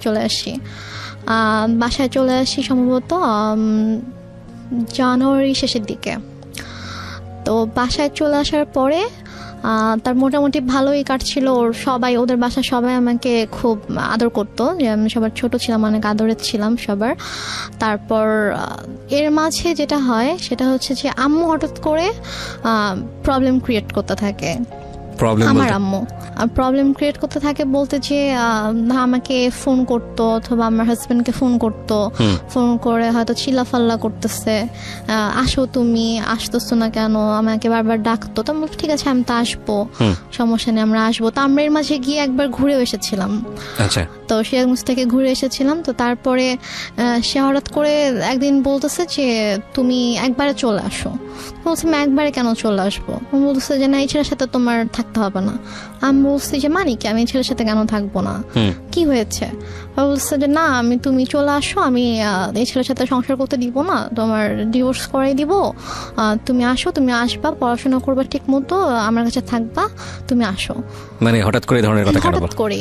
আচ্ছা। তা আমি তখন বললাম যে আম্মু তুমি নিজেই তো আমাকে বিয়ে দিয়েছো, তুমি নিজেই তো রাখতে চাওনি আমাকে, তাহলে এখন যেহেতু আমার একজনের সাথে বিয়ে হয়েছে, আমি এখানে সাথে একটা ফ্যামিলির সাথে আমি অ্যাড হয়েছি, এবং তার সাথে আমার ধীরে ধীরে ওরকম ভালো একটা বন্ডিং তৈরি হয়ে গিয়েছে, ওর ফ্যামিলির সবার সাথে আমার একটা ভালো বন্ডিং তৈরি হয়ে গেছে, এখন তো তুমি এটা বলতে পারো না। তো সে আমাকে নানাভাবে ফোর্স করতে থাকে। তো সে এর মাঝে সে যেটা করে, সে সিরাজগঞ্জ থেকে ঢাকায় আসে। তো ঢাকায় এসে সে আমার শ্বশুরবাড়িতে অনেক হাঙ্গামা ক্রিয়েট করে ফেলে। লাইক সে এসে চিল্লি করতেছে যে আমার মেয়েকে আমি নিয়ে যাব, তোমরা কেন আটকায় রাখছো, তোমরা আমার মেয়ের ব্রেন ওয়াশ করছো, আমার মেয়েকে নিয়ে যেতে দাও, আমার ছোট মেয়ে, বাচ্চা মেয়ে, আমি ওকে তোমাদের কাছে রাখবো না, এগুলো বলতে থাকে। আমি তো যাব না, আমাকে অনেক ফোর্স করতে থাকে, তুই চল। আমার হাত ধরে টেনে বাসা থেকেও বের করে নিয়ে যায়, দরজা খুলে আমাকে বাইরেও বের করে নিয়ে যায় যে তুই চল, তোকে আমি এখানে থাকতে দিব না। তারপর গিয়ে আমার শাশুড়ি, তারপর আমার যা, ওরা গিয়ে আর কি আমাকে নিয়ে আসে যে আন্টি এরকম করেন না, আর বসেন শান্তভাবে আমরা কথা বলি। তো সে কোনোভাবে শান্ত হয় না, সে জাস্ট একটাই কথা, আমার মেয়েকে আমি রাখবো না। তারপর সে বলেছে না আমরা তোকে যেতে দিব না। তো সে অনেক তর্কাতর্কির পরে সে রাগ করে বাসা থেকে বের হয়ে যায়। বেরোর সময় বলে যায় যে এনি হাও আমি আমার মেয়েকে নিয়ে যাব। দেখো একটা কথা বলি রেহনুমা, আমি তুমি করে বলে ফেললাম কারণ তুমি আমার বয়সে অনেক জুনিয়র হবা। একটা যেটা হচ্ছে যে গল্প না বিশ্বাস করার জন্য একটা মজবুত ভিত্তির প্রয়োজন হয়। একটা হচ্ছে যে তোমার মা নিজেই ইন্সপায়ার হয়ে বিয়ে দিচ্ছে। বিয়ের কয় মাসের পরের এই ঘটনা? বিয়ের হচ্ছে 3 মাস পর। বিয়ের 3 মাসের মধ্যে এমন কি ঘটলো যে সেখান থেকে আবার তোমাকে নিয়ে আসতে চাচ্ছে? আমি গল্পটা তো বিশ্বাস করতে হবে সামহাও। এটা ভাই আমি কথা বলতে থাকলে আপনি যখন আমার পুরো গল্পটা শুনবেন তখন আমি হয়তো বুঝতে পারবো, শেষ পর্যন্ত যখন আপনি শুনবেন তখন আপনি বুঝতে পারবেন যে প্রথম থেকে শেষ পর্যন্ত, আমার বাবার মৃত্যু থেকে একদম আমার শেষ পর্যন্ত, আজকের দিন পর্যন্ত কি ঘটেছে, কেন ঘটেছে, এটা আপনি নিজেই বুঝতে পারবেন। ফাইন। সো প্রিয় শ্রোতা, আমার মনে হয় একটু ধৈর্য ধরে আপনারা শুনুন। ওকে, বলুন। তো তারপরে আম্মু ওখানে এসে সিনকেট করার পর আমরা সবাই আর কি মানসিকভাবে একটু আপসেট হয়ে পড়ি। তো তারপর আর কি আমার শাশুড়ি বলে যে চলো আমরা কিছুদিন ঢাকার বাইরে থেকে ঘুরে আসি। তো আমার শ্বশুরবাড়ি ছিল ফেনীতে। তো তারপর আমরা ফেনীতে যাই, আমি কখনো যাইনি বিয়ের পরে ওদের গ্রামের বাড়িতে। তো তারপর আমাকে ফেনীতে নিয়ে যায়, আমি আমার হাজব্যান্ড, শ্বশুর শাশুড়ি, আমরা সবাই যাই। তো যাওয়ার পর ওখানে মোটামুটি ছোটোখাটো একটা অনুষ্ঠানের মতো করে আর কি, বউ দেখানোর জন্য। তো তারপর ওখানে আমি আমার শ্বশুর শাশুড়ির সাথে 15 দিনের মতো ছিলাম। তো এর মাঝে যেটা হয়, আম্মু ওদের সব রিলেটিভস লাইক ওর চাচা চাচি মামা খালা ফুপু মানে যত রিলেটিভ আছে সবার নাম্বার কিভাবে কালেক্ট করে ফেলে। কালেক্ট করে সবাইকে ফোন দিয়ে সে বলে যে শাহেদ ভালো না, ওর আমার মেয়ে ছোট একটা বাচ্চা মেয়েকে ও বিয়ে করছে, বিয়ে করে এখন ওকে টর্চার করতেছে, ওকে মারতেছে। তারপর আমার হচ্ছে চাচা শ্বশুরের ছেলেকে ফোন দিয়ে বলে যে উনি হচ্ছে পুলিশের ডিআইজি, তো ওনাকে ফোন দিয়ে কমপ্লেন করে যে আপনার ভাই আমার মেয়েকে টর্চার করে, আমি তো আপনাদের নামে মামলা করব। তো স্বাভাবিকভাবে সে যেহেতু মানে আইনের একজন তো সে বলে যে আমি যতটুকু জানি আমার ভাই এরকম কিছু করার কথা না, ঠিক আছে আপনি যেহেতু আমার কাছে কমপ্লেন করেছেন আমি ব্যাপারটা দেখবো। তো উনি তারপর আমার হাজব্যান্ডকে আমার শ্বশুর শাশুড়িকে মানে কথা বলে ওনাদের সাথে কথা বলে যে কি হয়েছে, তখন বলতেছে যে তুমি আমাদের কথা বিশ্বাস করবো না, তুমি বোমার থেকে শুনো যে মানে আমাদের কোনো দোষ নেই অথবা আমরা কিছু করি না, ওর মাই এরকম সিন ক্রিয়েট করতেছে, ওর মা একটু অন্যরকম, ওর মাই এরকম ঝামেলা করতেছে, আমাদের ওর থেকে শোনো। তো ভাই আমার সাথে কথা বলার পর ভাইয়াকে বলি যে ভাইয়া এরকম কোনো সমস্যা নেই, শাহেদ আমার সাথে কোনো খারাপ ব্যবহার করেনি, আমাকে কখনো মারেনি, আর ওর সাথে আমার অনেক ভালো সম্পর্ক, কিন্তু আম্মু চাচ্ছে না যে আমি ওর সঙ্গে থাকি, এই জন্য আম্মু এরকম সিনক্রিয়েটগুলো করছে, আপনি কিছু মনে করেন না, আমি খুবই সরি আমার মার পক্ষ থেকে। এবং ওদের ফ্যামিলি সবার কাছে আমি খুব মানে সরি বলি যে আমার জন্য আপনাদেরকে এত কিছু সহ্য করতে হচ্ছে। মানে ওদের কাছে কন্টিনিউয়াসলি সবার থেকে ফোন আসতে থাকে, ওদের সব রিলেটিভসরা ওদেরকে ফোন দেয় যে কি তোমরা নাকি বউ আটকায় রেখে বউকে পিটাচ্ছ। তো সে যেটা করে যে ওদের মানে বাসার যে থানা ছিল ওই থানায় ফোন করে, থানার ওসিকে ফোন দিয়ে বলে যে অমুক মানে অ্যাড্রেস বলে যে অমুক বাসার মধ্যে আমার মেয়েকে আটকে রাখছে, আমার মেয়েকে আমার কাছে আসতে দিচ্ছে না, আমার মেয়ে অনেক কান্নাকাটি করতেছে আমাকে ফোন দিয়ে, আপনারা প্লিজ ওখানে যান, গিয়ে আমার মেয়েকে আমার কাছে পাঠিয়ে দেন। তখন ওরা বলে যে এটা তো অমুক স্যারের বাড়ি, তো স্যারের ফ্যামিলিতে তো এরকম হওয়ার কথা না, আমি আপনার কথা বিশ্বাস করতে পারছি না, ঠিক আছে আমাকে এটা দেখতে হবে। তো উনি দেন আমার ওই যে ভাসুরকে ফোন করে, ডিআইজি যিনি ওনাকে ফোন করে বলে যে স্যার এরকম একজন ফোন দিয়েছিল, এখন আমি কি করব, আমি কি যাবো আপনাদের বাসায়? তখন বলে যে আমার বাসায় যাওয়ার কোনো দরকার নেই, উনি আমাকে ফোন দিয়েছিল, আমি কথা বলেছি, এরকম কিছু নেই, তুমি চাইলে তুমি যেতে পারো, গিয়ে আমার ভাইয়ের বোর কাছ থেকে শুনে আসতে পারো যে এরকম কিছু হয়েছে কিনা। তো সে বলে না স্যার আমি এটা দরকার মনে করছি না, তো উনি আর আসে না। তো তারপর গিয়ে তো ওই ভাইয়া যখন জানায় আমার হাজব্যান্ডকে, তখন ও বলে যে অনেক হয়েছে, মান সম্মান নষ্টের একটা লিমিট থাকে, ফ্যামিলি সবার সামনে তো করেছিল, এখন এখানেও করছে, তো তুমি একটা কাজ করো, যেহেতু তুমি মা যেহেতু এত করে চাচ্ছে তুমি ওনার কাছে গিয়ে থাকো, তুমি যাও, তুমি গিয়ে তার কাছে গিয়ে একটু বুঝিয়ে বলো যে এরকম কেন করতেছে, তুমি কিছুদিন তার কাছে থাকলে হয়তো তার ভালো লাগবে। আচ্ছা, এটা বলে সে? হ্যাঁ এটা বলে। তো বলে সে ও ঢাকায় ছিল, আমি ফেনীতে ছিলাম, তো ঢাকা থেকে ফেনীতে এসে আমাকে ঢাকায় নিয়ে দেন একদিন পরে আমাকে সিরাজগঞ্জে দিয়ে আসে আম্মুর কাছে। তো ওই যে আমি গেলাম, আমাকে আম্মু আর আসতে দেয় না, সে আমার হাজবেন্ডকে আসতে দেয় না, আমাকে বলে যে নিয়ে যাবো। 15-20 দিন ছিলাম, থাকার পর থেকে তো সবাই ফোন দিচ্ছে, শাশুড়ি ফোন দিচ্ছে, শ্বশুর ফোন দিচ্ছে যে ওকে পাঠান, ওকে নিয়ে আসুক। তো তারপর গিয়ে আমি আম্মুর কাছে থাকা শুরু করলাম। তারপর আমার হাজবেন্ডের সাথে অলমোস্ট মানে 3-4 মাসের মতো আমার দেখা হয়নি, কারণ আম্মু না আমাকে যেতে দিচ্ছিল ঢাকায়, না হচ্ছে ওকে আসতে দিচ্ছিল। ও আসতে চাইলে বলতেছিল যে আমার কিন্তু মানে ছোট মেয়ে, ওর কিন্তু 18 বছর হয়নি, নাবালক মেয়ে, আমি কিন্তু তোমার নামে মামলা করে দিব, এই ধরনের কথা বলে। হ্যাঁ এই ধরনের হুমকি। কিন্তু যখন আপনাকে বিয়ে দেওয়া হয়েছিল সেই সময়টাতে পেপারে কি মা সাইন করেনি? না, মা সাইন করেনি। বিয়েটা কিভাবে হয়েছিল? বিয়েটা হয়েছিল হচ্ছে বাসায় কাজী এসেছিল, তো কাজী বিয়ে পড়িয়েছিল, মানে সাইনও নিয়েছিল, কাবির নামে সাইনও নিয়েছিল, তারপর ওখানে 4 জন সাক্ষীও ছিল, কিন্তু মার সাইন ছিল কিনা অথবা করেছিল কিনা সেটা আমার ঠিক মনে নেই, তো মনে হয় না মা সাইন করেছিল। কারণ পরে যখন আমি যখন পেপারস দেখেছিলাম তখন দেখেছি ওখানে যে সাক্ষীদের সাইন ছিল, আমার আর আমার হাজবেন্ডের ছিল। সাক্ষী ছিল হচ্ছে ওর 2 জন আঙ্কেল ছিল সাক্ষী, আর আমার পক্ষ থেকে আমার একটা মামা আর আমার একটা ভাইয়া ছিল। ফাইন, এখানে একটা বিষয় জড়িত আছে, ওর ফ্যামিলি থেকে কি লোকজন এখানে এসেছিল? হ্যাঁ। তোর ফ্যামিলির পক্ষ থেকে ওর বাবা মা কেউ সাইন করেনি পেপারে? না, ওর বাবা মা আসেনি বিয়েতে। কেন আসেনি? বাবা মা আসেনি, বাবা তখন অনেক অসুস্থ ছিল আর ওর মা তো রাগ করেছিল জন্য ওর মা আসেনি। Renuma, this is totally unbelievable, cause অসুস্থ হলে তো বিয়েটা পিছিয়ে যাওয়ার কথা। বিয়েটা অসুস্থ ছিল বলতে উনি হচ্ছে প্যারালাইসিস ছিল, তো উনি তো চাইলেই উনি মুভ করতে পারতো না, বাট ওর মার আসার কথা, বাট ওর মাকে ওরা কোনোভাবেই কনভিন্স করতে পারেনি। ওকে ফাইন, তো ইটস ওর আ লজিক। ভাই বোন তারপর হচ্ছে ওর আঙ্কেল আন্টিরা সবাই এসেছিল। তো ওই ফার্স্ট রিলেটিভ যেটা যে হয় তারই তো সাইন করার কথা ডকুমেন্টসে। দেনমোহর কত ছিল? দেনমোহর আমার ঠিক মনে নাই, সম্ভবত 5 লাখ ছিল। আপনার ফার্স্ট বিয়ে অথচ আপনার দিনমোহরটা মনে নাই, এটা মানুষ কিন্তু সহজভাবে নিবে না, কারণ it's a very sensitive story. That's why I am asking. এবং আপনার পক্ষ থেকে তো আপনার মার অবশ্যই সাইন থাকার কথা, যেহেতু আপনার মাই ইন্সপায়ার করছে বিয়েটা দেওয়ার জন্য, সো ওনারও সাইন নাই। তার মানে লজিক্যালি যদি আমি যাই তাহলে এখানে ওনার বিয়েতে মত ছিল না, এটা প্রথম থেকেই বোঝা যাচ্ছে, যদিও আপনার কথা অনুযায়ী বিষয়টা একদম ডিফারেন্ট। ওকে, 3 মাসের মধ্যে এত বড় কি ঘটনা ঘটে গেল যে কারণে মা তাকে নিয়ে আসবে, যেটা আমি আপনাকে একটু আগে বলেছেন যে পুরো গল্পটা শুনলে হয়তো বা জিনিসটা পুরোটা বোঝা যাবে। ওকে, সো আমাদের এখানে একটা ডিলেমা তৈরি হচ্ছে প্রিয় শ্রোতা, বাট আমরা এখনই কোনো রেজাল্টে না যাই, আমরা একটু সামনের দিকে যাই, দেখি লজিক্যালি মেলে কিনা। হ্যাঁ, তারপর কি হলো?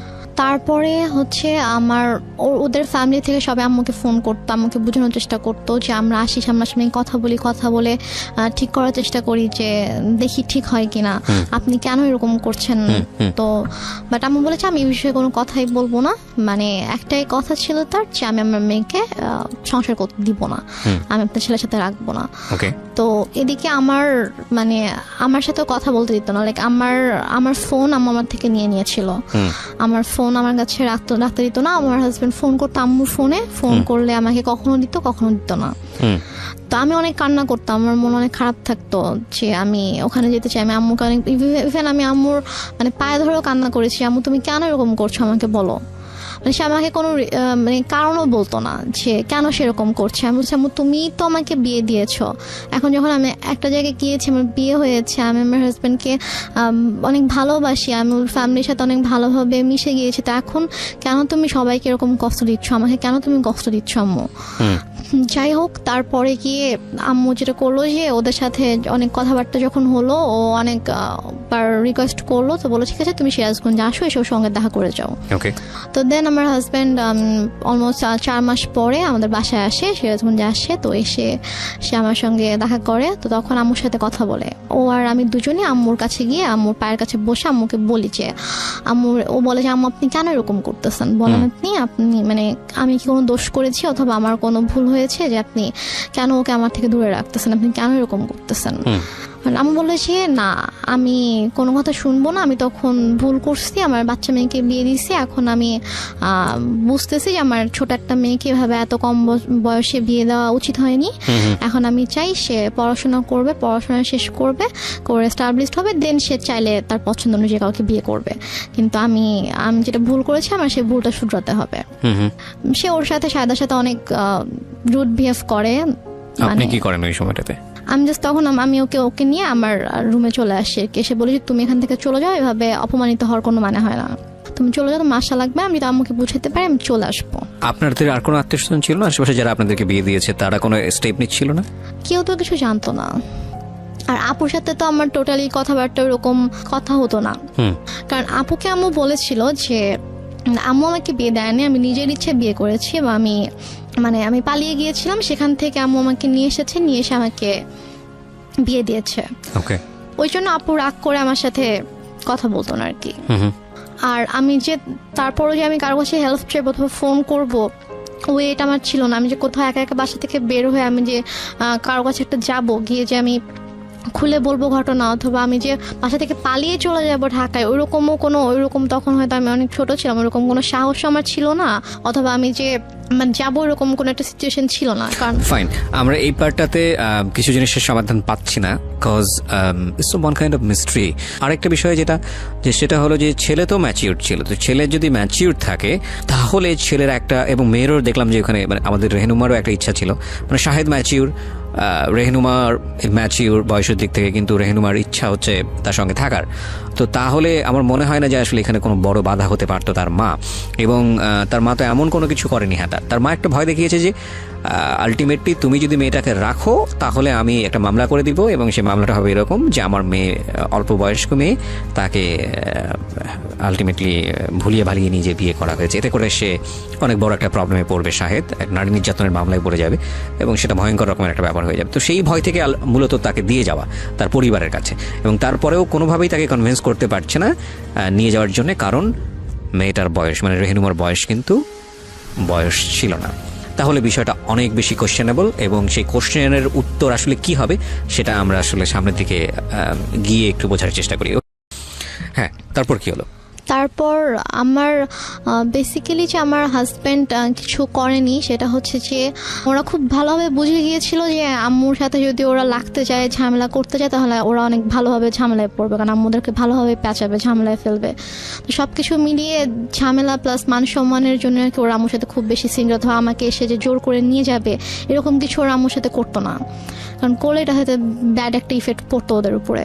তো এই কারণে আর কি ওরা করতো না। তো তারপরে গিয়ে যেটা হয় সেটা হচ্ছে যে আম্মু ওকে ভাবে বলে যে ঠিক আছে, মানে আম্মু যখন দেখছে যে না ওরা বারবার ট্রাই করছে যে নেওয়ার জন্য ট্রাই করছে আমাকে, তো তখন আম্মু ওকে একটা শর্ত দেয়, আমার হাজব্যান্ডকে একটা শর্ত দেয়, এবং আমার আম্মু জানে যে এই শর্তটা কখনোই ও মানবে না।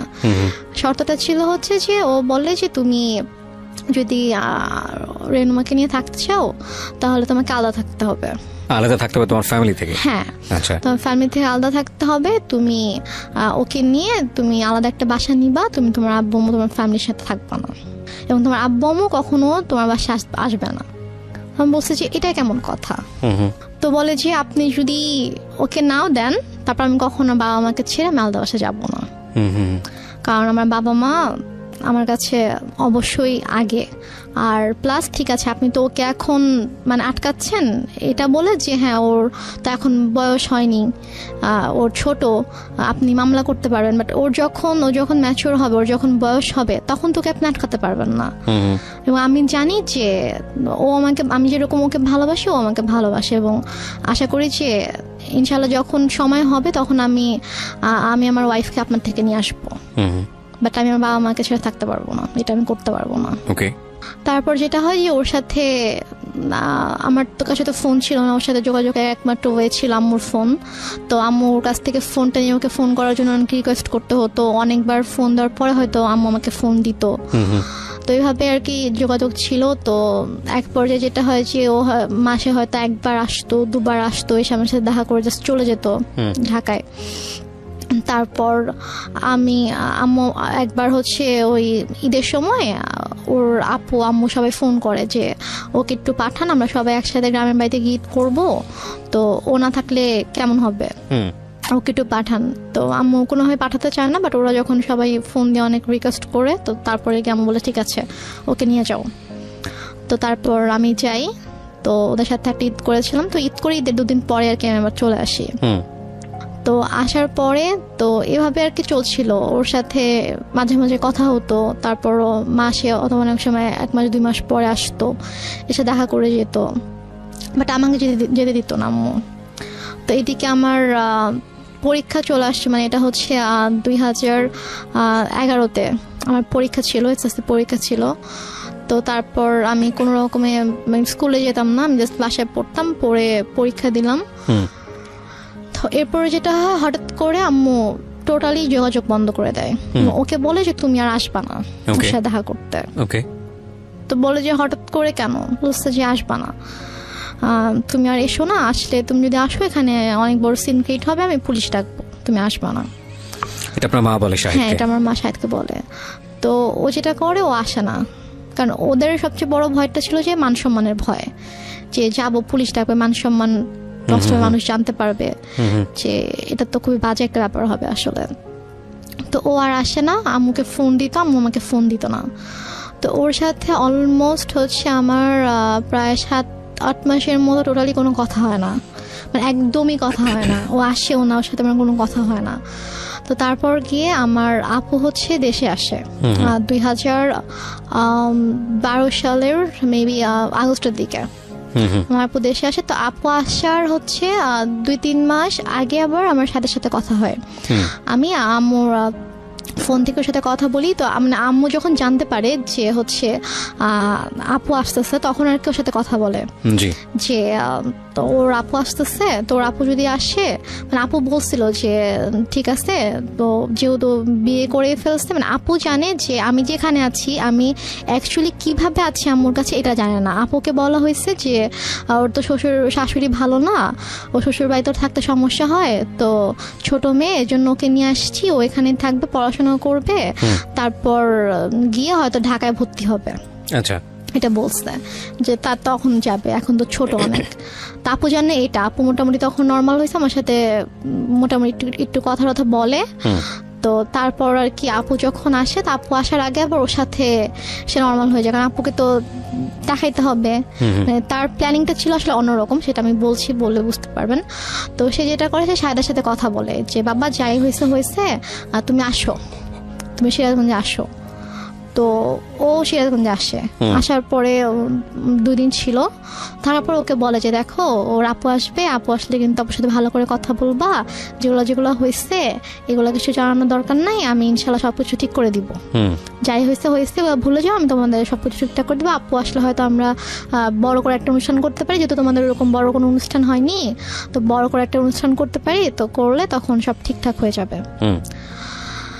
তো এটা বলে, তো বলার পরে আপু যখন আগস্টে আসে, আপু মানে যেদিন আপু ঢাকায় আসে, আসার পরে হচ্ছে আপু শ্বশুরবাড়ি ঢাকাতে, তো 2 দিন পরে আপু যখন আমাদের সিরাজগঞ্জে যখন আসবে, তো ওই দিন হচ্ছে শাহেদের আসার কথা। তো শাহেদ বলছে যে আম্মুকে ফোন দিয়ে বলছে যে আম্মু আমার একটা কাজ পড়ে গেছে, মানে আমার ওদের হচ্ছে একটা প্রিন্টিং প্রেস ছিল, তো ওই প্রেসে হচ্ছে যে ওদের একটা অর্ডার ছিল, অনেক বড় একটা অর্ডার ছিল, তো ওটা হচ্ছে কমপ্লিট হয়নি। এখন ও যদি ওখান থেকে চলে আসে তাহলে দেখা যাবে যে ওই কাজটা হবে না, তো অনেক বড় লস হয়ে যাবে। তো বলছে যে আম্মু আমার তো কাজ শেষ হতে সন্ধ্যা হয়ে যাবে, তো ওর হচ্ছে ভোরবেলা রওনা দেওয়ার কথা, তো আমি রাতে আসি, সন্ধ্যাবেলা কাজটা শেষ করে আমি হয়তো 8টার দিকে রওনা দিলাম, দিয়ে আমি রাতের মধ্যে চলে আসবো, আপুদেরকে একটু বললেন আমি চলে আসবো, সমস্যা নেই, কিছু মনে করতে মানা করেন। আমি বলে যে এখন আসবা, বলছে যে আমি আসলে তো এখানে কাজ কেউ মানে কাজ দেখতে পারবে না, সমস্যা হয়ে যাবে। বলে যে এখন আসতে হবে, এখন আসতে হবে, আমি জানি না, আমার বড় মেয়ে 12টার মধ্যে চলে আসবে, মানে এটা সকাল 10টার দিকের কথা আর কি, তুমি এখন রওনা দাও, তুমি চলে আসো, তোমার তো 3-4 ঘন্টার বেশি লাগবে না, তুমি চলে আসো, সমস্যা নেই। ও বলছে যে আম্মু আমার পক্ষে এখন আসা সম্ভব না, আমি আসলে আমার কাছে দেখার কেউ নাই। তো এটা নিয়ে অনেক তর্কাতর্কি হয়, তো হওয়ার পরে লাস্টে গিয়ে আম্মু ওকে বলে যে তোকে আমি এখন বলছি তুই এখন আসবি, রেগে যায় আর কি, রেগে যায়। আম্মু রেগে ওকে তুই তো করে শুরু করে, বলে যে তোকে আমি বলছি তুই এখন আসতে হবে। এবং ওর এটা নিয়ে খুব মানে ইয়া হয়, ওর ইগোতে লাগে যে তোমার শাশুড়িকে আমাকে তুই করে কথা বলবে।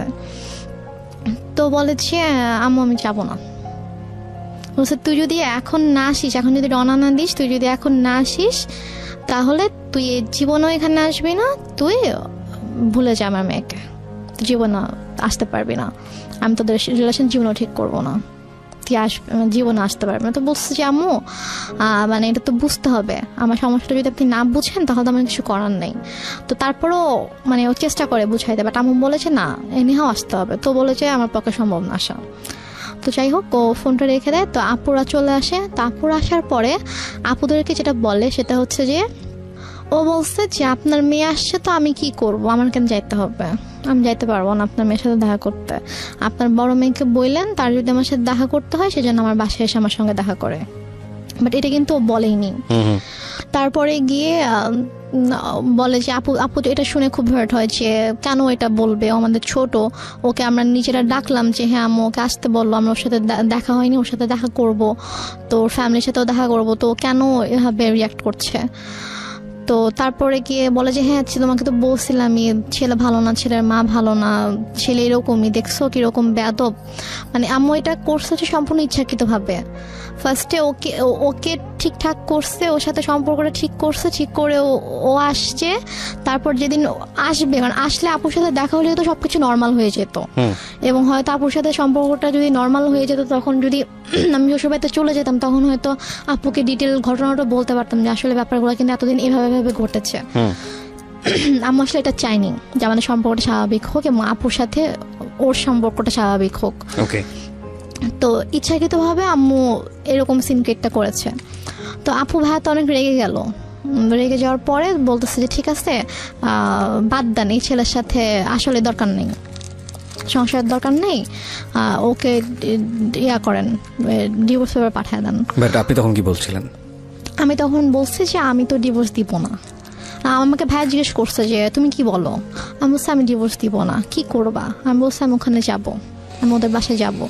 তো বলছে যে আমি তখন বলছে যে দেখছো কিরকম নির্লজ্জ মেয়ে, এইভাবে নিজের বোন ভাই মাকে অপমান করছে ওর জামাই, আর ও এরকম জামাইয়ের সাপোর্ট করে কথা বলছে, এখন ওখানে যেতে চাচ্ছে, কত বড় খারাপ মেয়ে, নির্লজ্জ মেয়ে, এগুলো বলছিল আর কি। তো তারপর গিয়ে ভাইয়া বলে যে তুমি কেন যেতে চাও, যে তোমার ভাই আপুকে অসম্মান করছে। আমি আমি মানে বলতে নিচ্ছিলাম যে ব্যাপারটা কিরকম হয়েছে, বাট আমি আম্মুর ভয় বলতে পারছিলাম না। যে আমি যদি বলতাম যে ঘটনাটা এরকম হয়েছে, তখন আম্মু তো এটা নিয়ে অনেক সিনক্রেট করতো। তো দেন আর রাতের বেলা আপু বলছে যে আমি ভাবছি যে রাতের বেলা যখন ঘুমাতে যাবো, আম্মু যখন ঘুমিয়ে যাবে, তখন আমি আপুকে গিয়ে বলবো যে আপু ঘটনাগুলো কিন্তু এরকম এরকম হয়েছে, তুমি ওকে ভুল বুঝো না, তুমি ব্যাপারটা প্লিজ সলভ করো, আমি এটা বলতে চেয়েছি। তো তারপর রাতে যখন আপুকে বলেছি আপু আমি তোমার সাথে ঘুমাবো, বলছে আচ্ছা ঠিক আছে। তো আম্মু যেটা বলে যে তোমরা 2 বোন ঘুমাবা, চলো আমরা 3 জন একসাথে ঘুমাই। কারণ আম্মু হয়তো বুঝতে পেরেছে যে আমি যদি আপুকে কিছু বলে দেই, রাইট রাইট, ওকে। তারপর বলে যে আমি তোমাদের সাথে ঘুমাবো। পরে আমি বলছি যে না, আমি আর আপু ঘুমাবো রুমে, আর খাটে তো 3 জনের জায়গা হবে না। তো আপুর তখন বেবি ছিল 2টা। তো আপুর যে বড় বেবিটা, ওর বয়স ছিল 2.5 বছর, তো ওর বাবার সাথে ঘুমাবে আর কি। তো আমি বলছি যে আমি আর পিচি বাবুটা আর আপু ঘুমাবো, তো বেডে তো জায়গা হবে না। বলছে সমস্যা না, আমি ফ্লোরে ঘুমাচ্ছি, তোমরা 2 জনই শুধু গল্প করবা, মাকে নিবা না গল্পে, মানে সেরকম বলতেছে। তো পরে এখন ওখানে তো আর মানা করার কিছু নাই, সেভাবে বলছে। আপু বলছে ঠিক আছে আসো, সমস্যা নেই, আসো ফ্লোরে ঘুমাও। তো সে ফ্লোরে বেড করছে, আমি আপুকে বলতে পারলাম না, যে যেটা বলতে চেয়েছি বলতে পারলাম না। তো তারপর আমি অনেকবার চেষ্টা করেছি, আপু যে কয়েকদিন দেশে ছিল, আপু আমাদের বাসায় 2 দিন ছিল, তো ওই 2 দিনেও পারিনি। তারপর আপু যাওয়ার আগে যখন আমি ঢাকা এসেছিলাম আম্মুর সাথে আপুর শ্বশুর বাড়িতে, তখন আমি বলার চেষ্টা করেছি, আমি সুযোগ পাইনি, মানে আম্মু আমাকে সুযোগটা দেয়নি, আমি আপুর সাথে একা কোনোভাবে কথা বলবো, ওই সুযোগটা দেয়নি। ঢাকায়ও যখন আমরা ঘুমিয়েছি, আম্মা আমাকে নিয়ে ঘুমিয়েছে একটা রুমে, আপুর সাথে যখন দিনের মধ্যে স্বাভাবিকভাবে ওরা অনেক বিজি ছিল, তারপর আমি ট্রাই করেছি, সুযোগও পেয়েছি অনেক, বাট আম্মু কোনো না কোনোভাবে আমাকে কথা বলতে দেয়নি আর কি। তো আমি যাই হোক আমি কথা বলতে পারিনি। তো আপু চলে গেল। আপু চলে যাওয়ার পরে এটা হচ্ছে 2012 সালে আপু সেপ্টেম্বরের দিকে চলে গেল। তো যাওয়ার পরে ওর সাথে ওই আগস্ট থেকে কিন্তু আমার আবার কোনো যোগাযোগ নেই। তো হঠাৎ করে 2013 সালের এপ্রিলে হঠাৎ করে আমার কাছে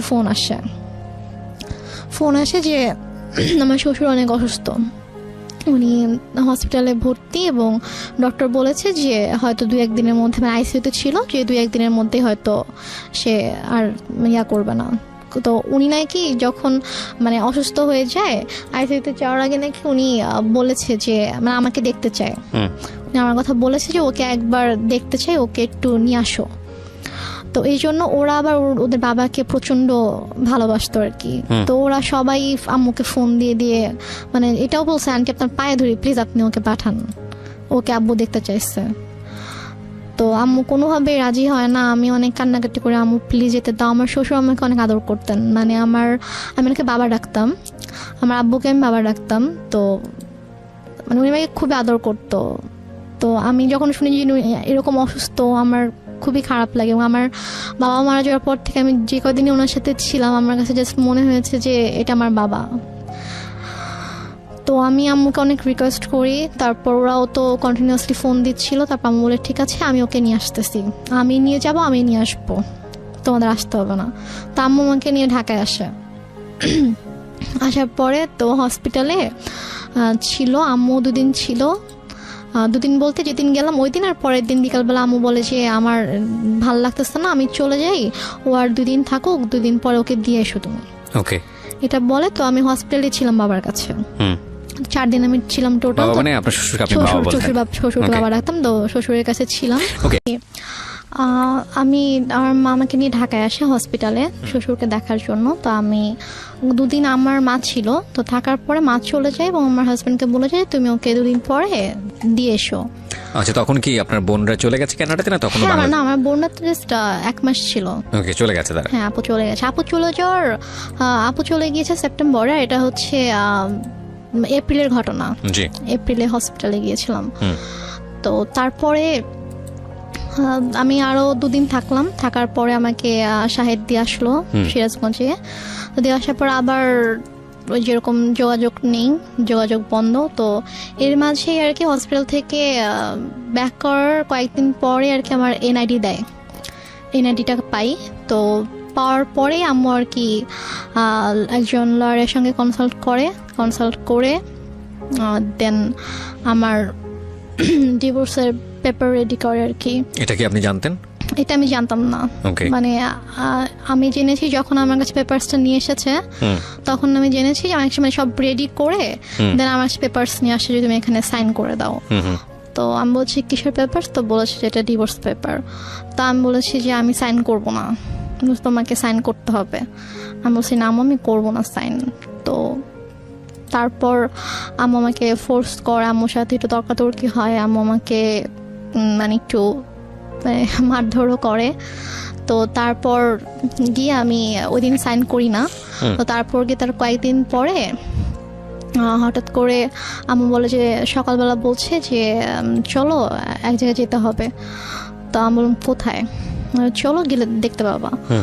তো গিয়েছি। তো গিয়ে দেখি যে একজন হচ্ছে লয়ার, তো ওনার বাসা আর কি। জি। তো ওনার বাসায় গিয়েছি। তো ওনার বাসায় দেখি ওই লয়ারটা আছে, সাথে আরেকজন লোক আছে। পরে বুঝতে পারলাম উনি হচ্ছে কাজী। আচ্ছা। তো ওখানে গিয়ে আমাকে পেপারসগুলো নিয়ে বলছে যে নাও এখানে সাইন করো, এবং আজকে সাইন করতেই হবে, এখানে কোনো সিনকিট করো না, এখানে সাইন করে দাও। তো আমি তো কিছুতেই সাইন করব না, আমি অনেক কান্নাকাটি করছিলাম। তো লয়ারের ওয়াইফ বলছিল যে আপা আপনি তো বলেছেন যে আপনার মেয়ে নিজের ইচ্ছায় ডিভোর্স দিতে চায়, তো মেয়ে কেন কান্না করছে? ওকে, তাহলে কি মেয়ে চায় না? তো আমি তখন বলেছি আঙ্কেল আমি চাই না, প্লিজ হেল্প মি, আমি চাই না আমার হাজবেন্ডকে ডিভোর্স দিতে। হ্যাঁ, আমি লয়ারকে বলেছি আঙ্কেল আমি ওকে অনেক ভালোবাসি, আমি ওর সঙ্গে থাকতে চাই, ও আমার সঙ্গে থাকতে চায়, আম্মু ফোর্স করছে, আমি চাই না।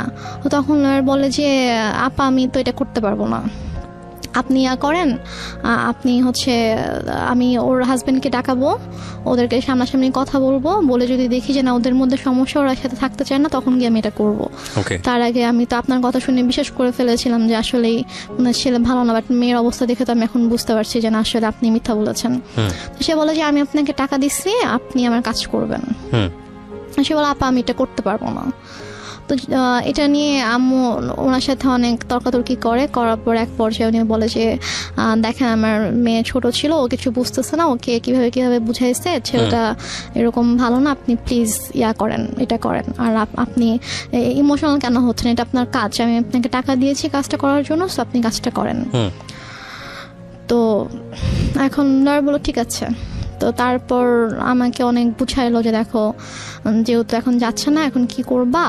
তো লয়ারের ওয়াইফ এসে আমাকে বলতেছে যে এখন মার কথা শুনতে হয়, মা যেহেতু বলছে, মা তো তোমার ভালোর জন্যই কিছু বলতেছে, মা তো তোমার খারাপ চাইবে না, তুমি হয়তো বুঝতে পারছো না, তুমি ছোট মানুষ, বাট তোমার আম্মু তো বুঝবে, সো থাক এরকম করো না, তুমি করো, সাইন করে দাও।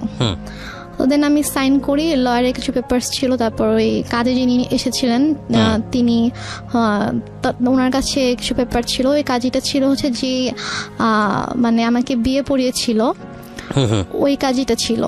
তো দেন উনি আমাকে বলতেছিল যে উনি আম্মুকে বলছিল যে আমি তো বিয়ে পড়িয়েছিলাম, হ্যাঁ, তো এর মাঝে এমন মানে কি সমস্যা হয়ে গেল, আবার আমি কিছু বুঝতে পারছি না, আবার এখন ও এইভাবে কান্না করছে, মানে আমি তো আসলে কিছুই বুঝতে পারছি না। তা আম্মু ওনাকে একটা ধমক দিয়ে বলছে আপনাকে তাতে কিছু বুঝতে হবে না, আপনাকে আমি পে করে আনছি, আপনার যেটা কাজ আপনি কাজ শেষ করে এখান থেকে চলে যান, এটা আমার পার্সোনাল ম্যাটার। তো তারপর যাই হোক ওখানে আমি এক পর্যায়ে আমি সিগনেচার করে দিই, করে আমরা বাসায় চলে আসি। তো বাসায় চলে আসার পরে আম্মু ওকে পেপারসগুলো তো অফিসিয়ালি পাঠিয়ে দেওয়া হয় শাহেদের কাছে। তো শাহেদ যখন পেপারস হাতে পায়, তখন শাহেদ আম্মুকে ফোন করে যে আম্মু এসব কি, এটা কেন? মিনিংটা হচ্ছে finally you sign the papers. আমি পেপারে সাইন করি। ওকে। তো তারপর শাহেদ যখন আম্মুকে ফোন করে যে আম্মু পেপার শেষে আমি তো ওকে ডিভোর্স দিতে চাই না, আমি তো সাইন করবো না। তো বলেছে যে না তোমাকে তো তুমি সাইন করো, তোমাকে সাইন করতে হবে, তো তোমাকে ডিভোর্স দিয়ে দিয়েছে। বলছে আমি ওর সাথে কথা বলতে চাই, ও আমাকে ডিভোর্স দিতে পারে না, আমি জানি ও আমাকে ডিভোর্স কখনোই দিবে না। তো বলে যে ওর সাথে কথা বলা যাবে না, আর আসলে ব্যাপারটা কি তোমাকে এখন কিভাবে বলবো নিজের মেয়ের কথা, এখন ওর তো অন্য একটা ছেলের সাথে রিলেশন আছে। এটা আপনার মা বলে? হ্যাঁ, আমার মা ওকে বলে রিলেশন আছে এবং তাকে বিয়ে করতে চায়। এটা কি আপনি সামনে থেকে শুনেছেন নাকি? হ্যাঁ, আমার সামনেই কথা বলতেছিল, বলছে যে ও তো বিয়ে করতে চায়। আমি জাস্ট মানে অবাক হয়ে মার দিকে তাকিয়েছিলাম, বাট আমি কিছু বলতে পারছিলাম না, আমার চোখ দিয়ে পানি পড়ছিল যে মানে কিভাবে পারছে। ফাইন, এখানে আমার একটা প্রশ্ন আছে, সেটা হচ্ছে যে আপনি এতটাই যদি নমনীয় বা সফট হবেন, তাহলে আপনি কিভাবে সাহস করেন যে আপনি রেডিওতে এসে এই গল্পটা আজকে লাখ লাখ মানুষকে বলবেন? মানে আপনি তখন কেন প্রতিবাদ করেননি? আপনার প্রতিবাদের যেই মানে বলতে পারি আমরা যে যেই স্পিডটা আমরা এখন দেখতে পাচ্ছি, লাখ লাখ মানুষকে জানিয়ে দেবার নিজের পরিবারের গল্প, সেখানে ওখানে একটু সামান্য সাহস করলেই তো হতো, একটু লাউডলি চিল্লালেই তো বুঝতে পারতো পাশ থেকে শায়দ যে না আমার স্ত্রী আমার পক্ষে আছে। সেটুকু সাহসও কি ফ্যামিলিতে ছিল না? সেটুকু সাহসও আসলে আমার তখন ছিল না। এবং আমার এর পরের ঘটনায় যেটা শুনলে আপনি যেটা বুঝতে পারবেন যে তখন আমি যেই স্টেপটা নিয়েছিলাম, অথবা তখন আমার মধ্যে যে পরিবর্তনটা এসেছিল, যে চিন্তাধারার যে পরিবর্তনটা এসেছিল, সেটা যদি আমার ওই মুহূর্তে আসতো তাহলে যে আমার আম্মু আমার সাথে এত কিছু করতে পারতো না। এবং এটা কিন্তু একটা ইন্টারেস্টিং বিষয় প্রিয় শ্রোতা। পরিবারের যে সদস্যরা সাধারণত মুখ বুজে থাকে, কথা বলতে পারে না বা প্রতিবাদ করা উচিত সেটা বোঝে সে পারে না প্রতিবাদ করতে, এরা কিন্তু ধীরে ধীরে ধীরে ধীরে এমন একটা পর্যায়ে চলে যায় এবং এমনভাবে আউটব্রাস্ট করে যখন আসলে আপনি চিন্তাও করতে পারবেন না ওর আউটব্রাস্টটা কতটা ভয়ানক হতে পারে। ওর ক্ষেত্রেও হয়তো বা বিষয়টা সেরকমই হয়েছে। হ্যাঁ, তো আমি তখন আমার আম্মুকে কিছু বলিনি, কারণ আমি এতটাই আপসেট ছিলাম যে আমি জাস্ট মানে বুঝে উঠতে পারছিলাম না যে আমার মা কেন আমার সাথে এরকম করছে, আমি কেমন করেছি। তো তারপরে আমার জুলাই মাসে 2013 সালে জুলাই মাসে আমার ডিভোর্স হয়ে যায় অফিসিয়ালি। তো তারপর জুলাইয়ের পর থেকে আর কি আমার মা আমাকে ধীরে ধীরে বলে যে মানে আমার যে কিছু গহনা ছিল সেগুলো তো আমার মায়ের কাছেই ছিল, সেগুলো আমার মায়ের আলমারিতে ছিল, বাট আমার আব্বু আমাদের নামে কিছু মানে আমার বোনের নামে কিছু প্রপার্টি রেখে গিয়েছিল আর কি। তো সেগুলো থেকে আমার যে অংশ ছিল সেখান থেকে সেগুলো আমার বলে যে আমার একটা দরকার আছে, আমি একটা সমস্যা পড়েছি, তো আমার প্রপার্টিটা আমার নামে প্রপার্টি দেখাইতে হবে একটা অফিসিয়াল কাজের জন্য। তো আমার নামে তো ওরকম কিছু নাই, মানে শহরে ওরকম কিছু নাই, তো তুমি তোমার যে শহরের জমিটা আছে তুমি তোমার অংশটুকু আমার নামে তুমি অফিসিয়াল একটু লিখে দাও, দেন আমি এবার তোমাকে ব্যাক করে দিব। তো আমি ভেবেছি হয়তো সত্যি কোনো সমস্যা হয়েছে, এই জন্য হয়তো চাচ্ছে। আমার আসলে মানে আমি বুঝে উঠতে পারিনি যে এটার মাঝে যে কি ছিল, এটা কেন আম্মু এরকম করছে।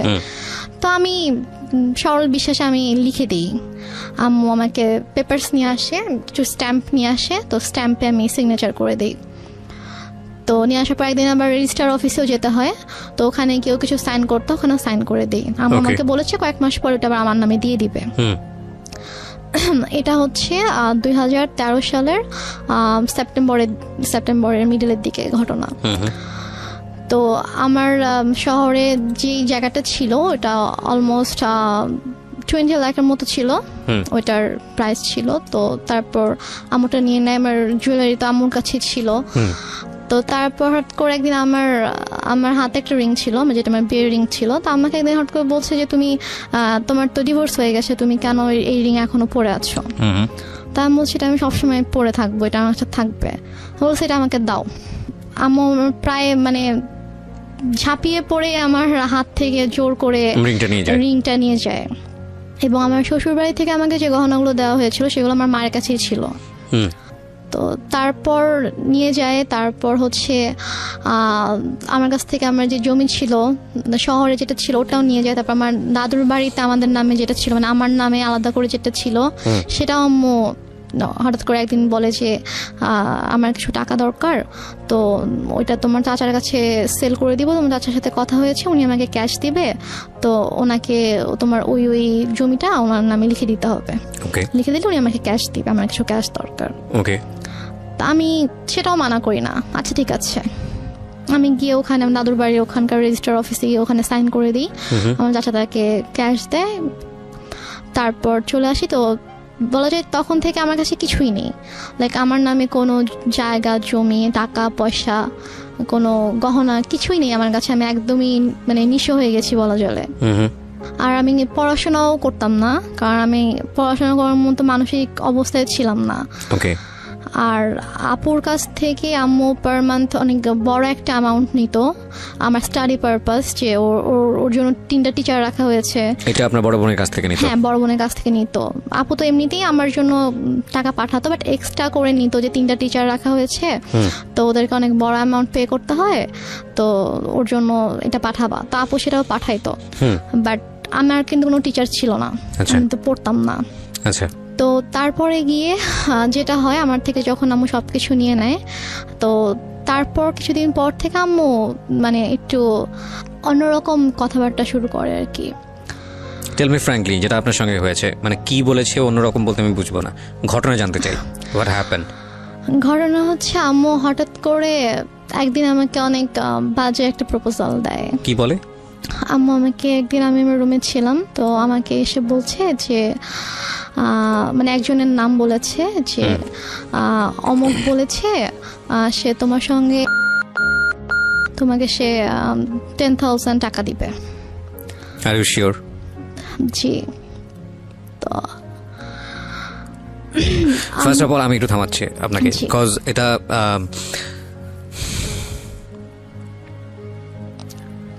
এই লাইনগুলো আমি রেডিওতে প্রচার করিনি, আমি এখানে অনেক কিছু মিউট করে দিয়েছি, বিকজ আমি জানি আমার শ্রোতারা যেটা বোঝার দরকার বুঝে নিয়েছে এবং আমিও বুঝে নিয়েছি। কিন্তু আমার এখানে অনেক বড় কথা আছে এই কারণেই যে মা তো মাই। আমি বললাম তো আপনাকে, শেষ পর্যন্ত সে যাই করুক না কেন সে আমাদের কাছে সম্মানেরই থাকবে, কিন্তু এটা আপনার জীবনে ঘটেছে, সে কারণেই এটা জীবন গল্প। আমি আপনাকে আবারও সতর্ক করছি রেনুমা, জি, এই গল্পটা রেডিওতে এখন মানুষ শুনছে এবং আমাদের ইউটিউবে সারাটা জীবন এটা থেকে যাবে। হ্যাঁ, সো ইফ ইউ হ্যাভ, মানে আপনার এখনও চান্স আছে, আপনি যদি মনে করেন যে না আপনি যেটা বলেছেন সেটা আপনি উইথড্র করবেন, ইউ ক্যান উইথড্র দিস। হ্যাঁ, আমি দরকার হলে এই লাইন সবগুলো বাদ দিয়ে দিব, রেডিওতে প্রচার করবো না। হ্যাঁ, যেভাবে এটা হয়েছে বা যা হয়েছে, যদি আপনি মিথ্যা বলে থাকেন, কারণ মা কিন্তু মাই। এবং একটা বড় জিনিস কি আমি বলি, সৃষ্টিকর্তা পৃথিবীতে আমাদেরকে সর্বশ্রেষ্ঠ যে উপহারটা দিয়েছেন সেটা হচ্ছে মা। হ্যাঁ, এবং পৃথিবীর একটা কথা আছে না, খুনি যদি সন্তান যদি খুন করে পৃথিবীর কোথাও জায়গা নেই, কিন্তু মায়ের আঁচলের নিচে এসে জায়গা পায়। এমন আর আমি বলছি না যে খুন করে মায়ের আঁচলের নিচে জায়গা পায় মানে হচ্ছে মা খুব ভালো বা এরকম কোনো কিছু না, মানে আমি বলতে চাচ্ছি যে এত কোথাও যদি জায়গা না থাকে তাহলে এরকম একটা জায়গা আছে। এবং মায়ের ব্যাপারে আমাদের ধর্ম, ইসলাম ধর্ম যেটা বলে, সর্বোচ্চ রকম সহনশীল হতে বলেছে। এবং বাবা মায়ের সেবা দানের জায়গাটাতে এমন বলা হয়েছে যে যখন তারা বৃদ্ধ হয় তখন তাদের কেমনভাবে লালন পালন করো, যেভাবে তোমাদেরকে ছোটবেলায় লালন পালন করা হয়েছে, এবং শব্দটি পর্যন্ত উচ্চারণ করো না, এইরকম প্রায়োরিটি দেওয়া হয়েছে। তো এবং আরও আপনি যদি নিজে খোঁজ করেন আপনি নিজেই দেখতে পাবেন। আমি একজন ধর্মীয় বেত্তা নই, আমি যতটুকু জানি ততটুকু আপনার সঙ্গে শেয়ার করলাম। তো এটা তো ধর্মীয় দিক, আপনি ধর্মীয় দিকের বাইরেও যদি আসেন, সামাজিকভাবেও যদি আসেন, পারিবারিকভাবেও আসেন, একটা মা সমাজের জন্য, পরিবারের জন্য কত বড় ভূমিকা রাখে এটা বলার অপেক্ষা রাখে না, সেটা সারা দুনিয়াব্যাপী সমান। But your case is truly exceptional যদি সেটা হয়ে থাকে। সো আমি আপনাকে আরেকবার সুযোগ দিচ্ছি যে আপনি যেটা বলছেন চাইলে আপনি সেটা উইথড্র করতে পারেন। আমি সেটা উইথড্র করব না, কারণ এটা আমার সাথে ঘটেছে। আমার নিজের মা যে আমাকে জন্ম দিয়েছে সে আমার সাথে এরকম করেছে। ওকে, তারপর কি হলো? তারপর আমার মা আমাকে এভাবে বলার পরে আমি এতদিন সব কিছু সহ্য করেছি। আমি হয়তো টুকটাক তর্ক করেছি, ঝগড়া করেছি, বাট ওরকম এক্সট্রিম লেভেলের আমি কখনো কিছু করিনি, আমি চুপই থেকেছি। বাট আমাকে যেদিন থেকে এই কথাটা বললো তখন থেকে আমি আর কি টোটালি আমি বুঝে যাই না এই মানুষটা কখন আমার ভালো চায়নি। সো আপনার লেখাপড়া কি ওই সময়টাতে স্টপ ছিল? আমার লেখাপড়া স্টপই ছিল, কারণ একে আমি মেন্টালি ডিপ্রেসড ছিলাম, আমি পড়তে পারতাম না, আমি পড়তাম না। তারপর বাসায় কোনো টিচারও ছিল না। যে লোকটার নাম বলা হয়েছে সে লোকটা কি আপনি চিনতেন? হ্যাঁ, লোকটাকে আমি চিনতাম। ওনার কি আসা যাওয়া ছিল আপনার বাড়িতে? না, আমাদের বাসায় আসা যাওয়া ছিল না, কিন্তু উনি হচ্ছে আমাদের যে এলাকাটায় আমরা ছিলাম ওই এলাকারই ছিল উনি। উনি কি প্রভাবশালী লোক ছিল? মোটামুটি। ওকে, আচ্ছা। তারপরে আমার মা, আমি জাস্ট স্ট্রেট বলে দিই যে আমার পক্ষে এটা সম্ভব না। তখন আমাকে বলে যে তোমার কি আরো বেশি টাকা লাগবে? তা আমি বলি যে না, আমার টাকা লাগবে না, বাট আমি এই ধরনের কোনো কিছু করবো না।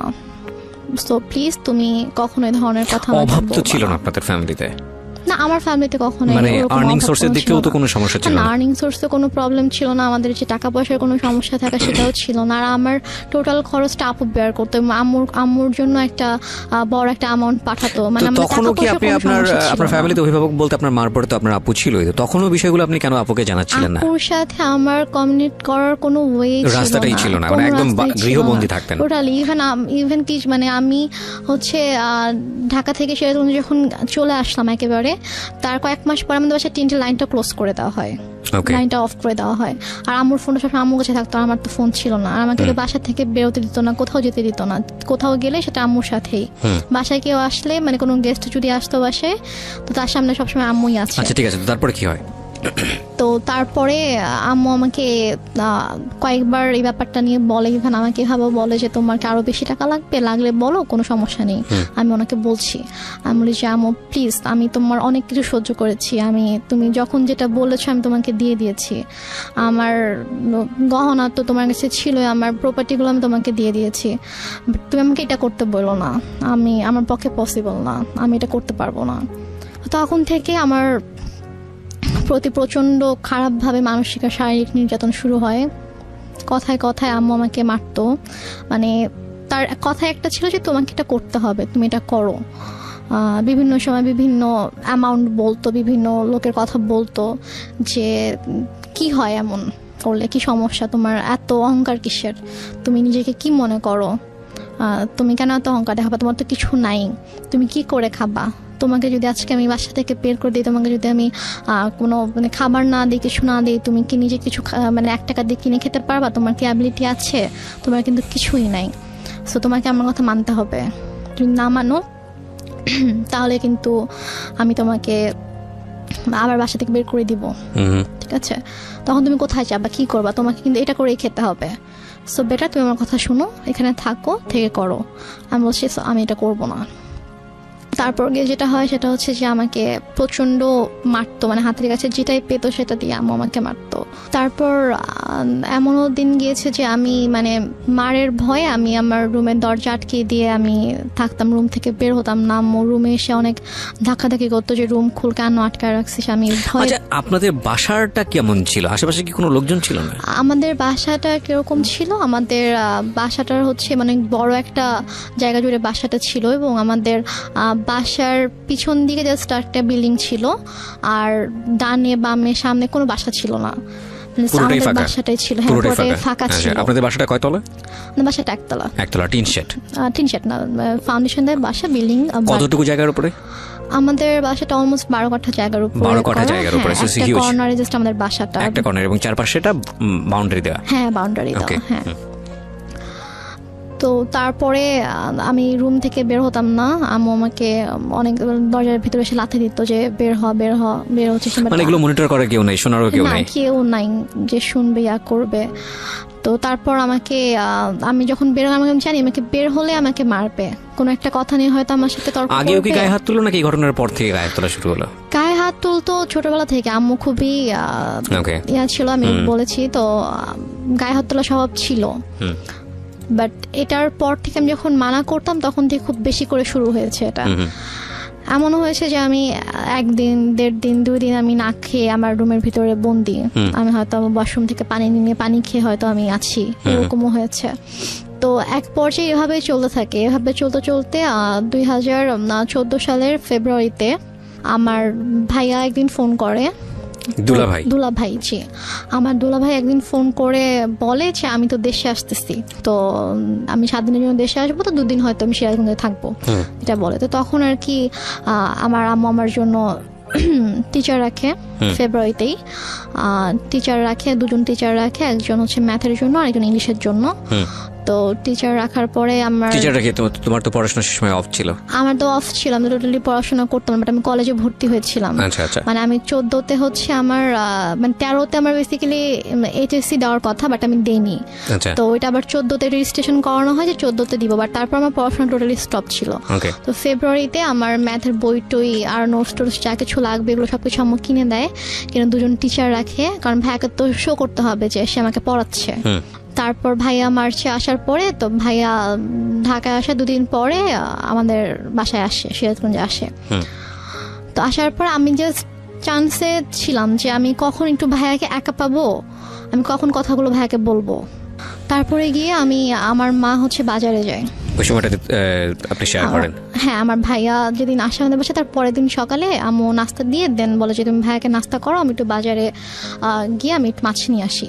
তো আম্মু যায়, যাওয়ার পরে এই ফাঁকে আমি ভাইয়াকে সব কিছু বলে দিই, মানে একদম আবু মারা যাওয়া থেকে শুরু করে আমার বিয়ে, ডিভোর্স, তারপরে পরের ঘটনাগুলো সব কিছু ভাইয়াকে বলি যে আমাকে এভাবে অত্যাচার করতো। তারপর আমার মা, ওই যে আমি বললাম 2006 সাল থেকে স্টিল আমি যখন 2014-তে বাসা থেকে বের হয়ে আসি তার আগ পর্যন্ত আমার মায়ের যে আপত্তিকর ঘটনাগুলো সব কিছু আমি ভাইয়াকে জানাই। তো ভাইয়া তো শুনে খুবই শকড হয়ে যায় যে তুমি এতদিন কেন জানাও নাই। তো আমি বলি যে আমি এরকম সিচুয়েশনে ছিলাম, জানাতে পারিনি। তো ভাইয়া তখন বলে ঠিক আছে, কোনো সমস্যা নেই, আমি ঢাকায় যাচ্ছি, আমি ঢাকা যাওয়ার পরে তুমি জাস্ট চুপ থাকো, তুমি মানে বুঝতে দিও না যে তো আমি জানি, নাহলে তোমাকে মেরে ফেলবে, তোমার ক্ষতি করবে, তুমি জাস্ট বুঝতে দিও না যে আমি সবকিছু তুমি আমাকে বলেছো। ও ভাইয়া আসার আগে আবার আম্মু আমাকে বলে যে যদি কিছু কোনোভাবে জানাস তাহলে কিন্তু তোর খবর আছে, মানে আমাকে হুমকি দেয় যে কিছু জানালে কিন্তু তোর খবর আছে। তো তারপর তো আমি বলি। তো ভাইয়া ঢাকায় যাওয়ার পরে তো ভাইয়া কয়েকদিন পরে কানাডায় চলে যায়। তো যাওয়ার পরে আপুকে বলে ভাইয়া গিয়ে যে ওর সাথে এরকম এরকম করেছে আম্মা। তো আপু টয়লেট করতে পারে না, আপু আমাকে ফোন দিয়ে ফেলে, ফোন দিয়ে বলে যে তুমি কেন আমার বোনের সাথে এগুলো করেছো, তোমার কিসের অভাব ছিল, তোমার টাকা লাগবে তুমি বলতা, আরো টাকা লাগবে বলতাম, তোমাকে টাকা দিতাম, তো তুমি কেন আমার বোনকে ধরনের কথা বলেছো কেন? and finally the situation outbursting, going to be outburstered. আমি আসলে ছোট্ট একটা বিরতির পর ফিরে এসে আপনাদেরকে দেখাবো বা শোনাবো ইনফ্যাক্ট যে এই মেয়েটি এখন কোথায় দাঁড়িয়ে আছে বা কি হচ্ছে ওর লাইফে। আমরা এখানে একটা বিরতি নিতে চাই প্রিয় শ্রোতা। আপনারা শুনছেন মিস্টার ম্যাঙ্গো ক্যান্ডি প্রেজেন্টস জীবন গল্প। আজকের এই গল্পটি বিশ্বাস না করাটাই ভালো। আমিও বিশ্বাস করতে পারছি না আমার জায়গাটা থেকে, এবং সবকিছু বিশ্বাস করতে হবে এমন কোনো কথাও নেই, কারণ কিছু কিছু বিশ্বাস সামনে আসলে এমন অবস্থা তৈরি করে দেয় যেটা আসলে নিজেকে অস্বস্তির মধ্যে ফেলে দেয়। কি বলবো বলুন, পৃথিবীতে এখন সব কিছুই সম্ভব। এবং এই যে আপনারা যারা ফেসবুকে আছেন, এখন তার ফেসবুকে নাই এমন লোক খুঁজে পাওয়া খুব মুশকিল। কিছুদিন আগে এরকম একটা ভিডিও দেখলাম, কলকাতার ভারতের একটা ভিডিও, যে ছেলে বাবাকে পেটাচ্ছে, এবং সেটার পেছনে আপনি দেখেছেন কিনা জানি না, আপনি তো ফেসবুকে আছেন, সেটা হচ্ছে যে বাবাকে বাবা বোধহয় তার ওয়াইফকে মানে তার মা একটু মিষ্টি খাইয়ে দিয়েছিল, এবং মা হচ্ছে সুগারের পেশেন্ট বা কোনো একটা কিছু, এবং সেটার জন্য সে পেটাচ্ছে তাকে। ওই ভিডিওটা ভাইরাল হওয়ার পর তাকে পুলিশে অ্যারেস্ট করে। এবং ইন্টারেস্টিং ফ্যাক্ট হচ্ছে হলো সেই বাবাই কোর্টে গিয়ে বলেছে যে আমার ছেলে একটা, তাকে যদি না ছেড়ে দেওয়া হয় আমি সুইসাইড করব, এবং কোর্ট বাধ্য হয়ে তাকে ছেড়ে দিয়েছে। সো এই টোটাল আমি আসলে পুরো ব্যাপারটা নিয়ে কথা বলতে চাচ্ছিলাম। আমি বলছিলাম দেখেন, ওই একটা ছেলে যাকে এত কষ্ট করে মানুষ করেছে, ওর ভিডিওটা যদি আপনারা দেখে থাকেন, আমি ওর পেজ থেকে শেয়ার দিয়েছিলাম ভিডিওটা, একবার হাত তুললে সেটা না হয় ঠিক আছে, একটা ইনসিডেন্টলি হয়ে গেছে, র্যান্ডামলি পেটাচ্ছে। তো এই ভিডিওটা দেখার পরে কোনো ছেলে যদি এসে গল্প করে এরকম যে আমি বাবার গায়ে হাত তুলেছি, সেটাকে অবিশ্বাস করার মতো বলেন? আমাদের সামনে আসলে প্রুফ থাকে না বলে আমরা বিশ্বাস করি না, বা আমাদের বিশ্বাসের জগৎটা আসলে সেটাই যেটা আমাদের সামনে থাকে, কিন্তু আমাদের সামনের বাইরেও অনেক কিছু ঘটে যেটা আসলে আমাদেরকে বিশ্বাস করতে হয়। আমরা শুধু আজকের এই গল্পটা তুলে আনতে চাই একটাই কারণে, যে ইচ্ছা থাকলে উপায় হয়, এবং শেষ পর্যন্ত ওর ক্ষেত্রে সেই উপায়টা হয়েছে। তবে এটা ঠিক যে পৃথিবীর সমস্ত মার প্রতি সম্মান রাখতে চাই আজকের গল্প থেকে, কাউকে হেট করতে চাই না, বরং মা যদি কোনো ভুলও করে থাকে আমরা ধরে নেব সে মানসিকভাবে বিপর্যস্ত ছিল, মানসিকভাবে অসুস্থ ছিল।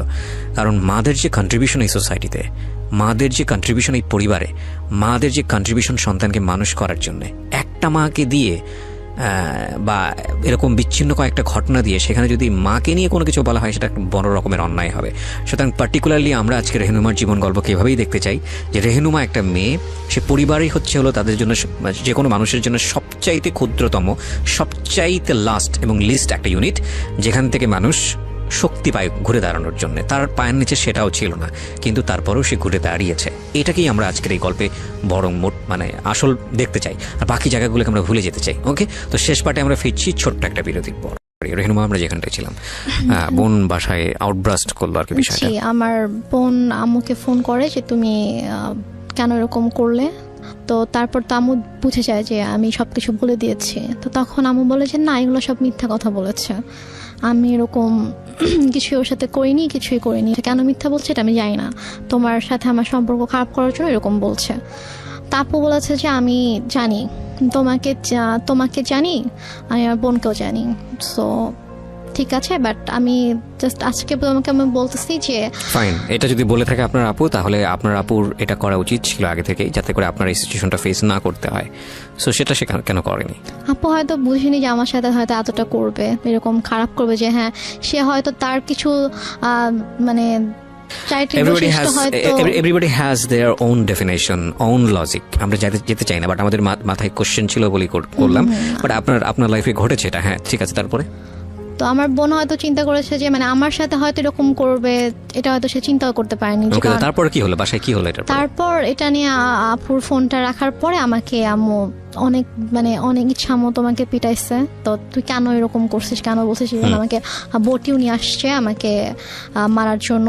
তো তারপর তুই এটা একদম ঠিক করিস নাই, খুব খারাপ করছিস, দেখ এখন আমি তোর সাথে কি করি, এটা বলে। তো বলার পরে আম্মু রুম থেকে চলে যায়। তো আপু ফোন করে, আবার ফোন দিয়ে তখন বলে যে ওর কাছে এখন একটা ফোন দাও, মানে ওর ফোন ওকে দাও, ওকে সিম দাও, ওর কাছে ফোন থাকবে, আমি ওর সাথে যোগাযোগ করব।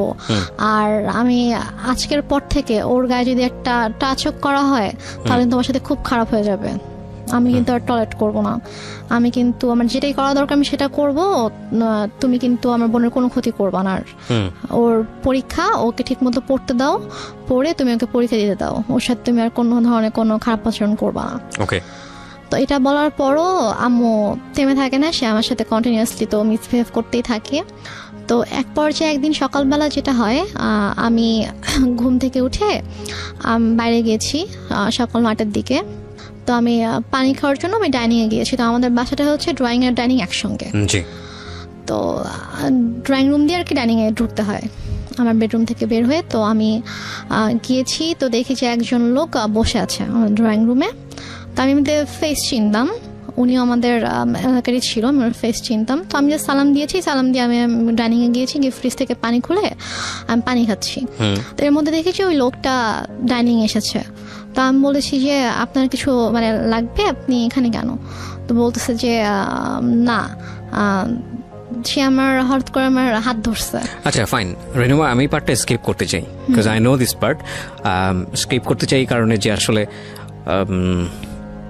আমার মনে হয় এটা এনাফ। মানে তোমার সম্পর্কটা কেমন ছিল ফ্যামিলিতে, এইটুকু যতটুকু হয়েছে এতক্ষণ ধরে বলা, এটা এনাফ। বাট থাক না, কিছু বিষয়ে আমরা নাই বা রিভিল করি। ওকে, সো স্কিপ করো এটা। তারপরে কি হয়? মা তো নিশ্চয়ই বাসায় ফিরে অনেক বেশি টর্চার করে। ঘটনাটার পর যেটা হয়, আমি জাস্ট হাতটা ছাড়িয়ে নিয়ে আমি আমার রুমে চলে যাই। চলে যাওয়ার পরে তো মা বাসায় আসার পরে আসলে ওই দিন থেকে আমার প্রতি মানে আরো বেশি শুরু হয়ে যায় আর কি। লাইক আমার পরীক্ষাও কাছে এগিয়ে আসছে, আমার এপ্রিলের 1 তারিখ থেকে পরীক্ষা ছিল। তো এটা হচ্ছে মার্চের লাস্টের দিকের ঘটনা। তো আম্মু যেটা করতো সেটা হচ্ছে যে আমার খাবারের ভিতরে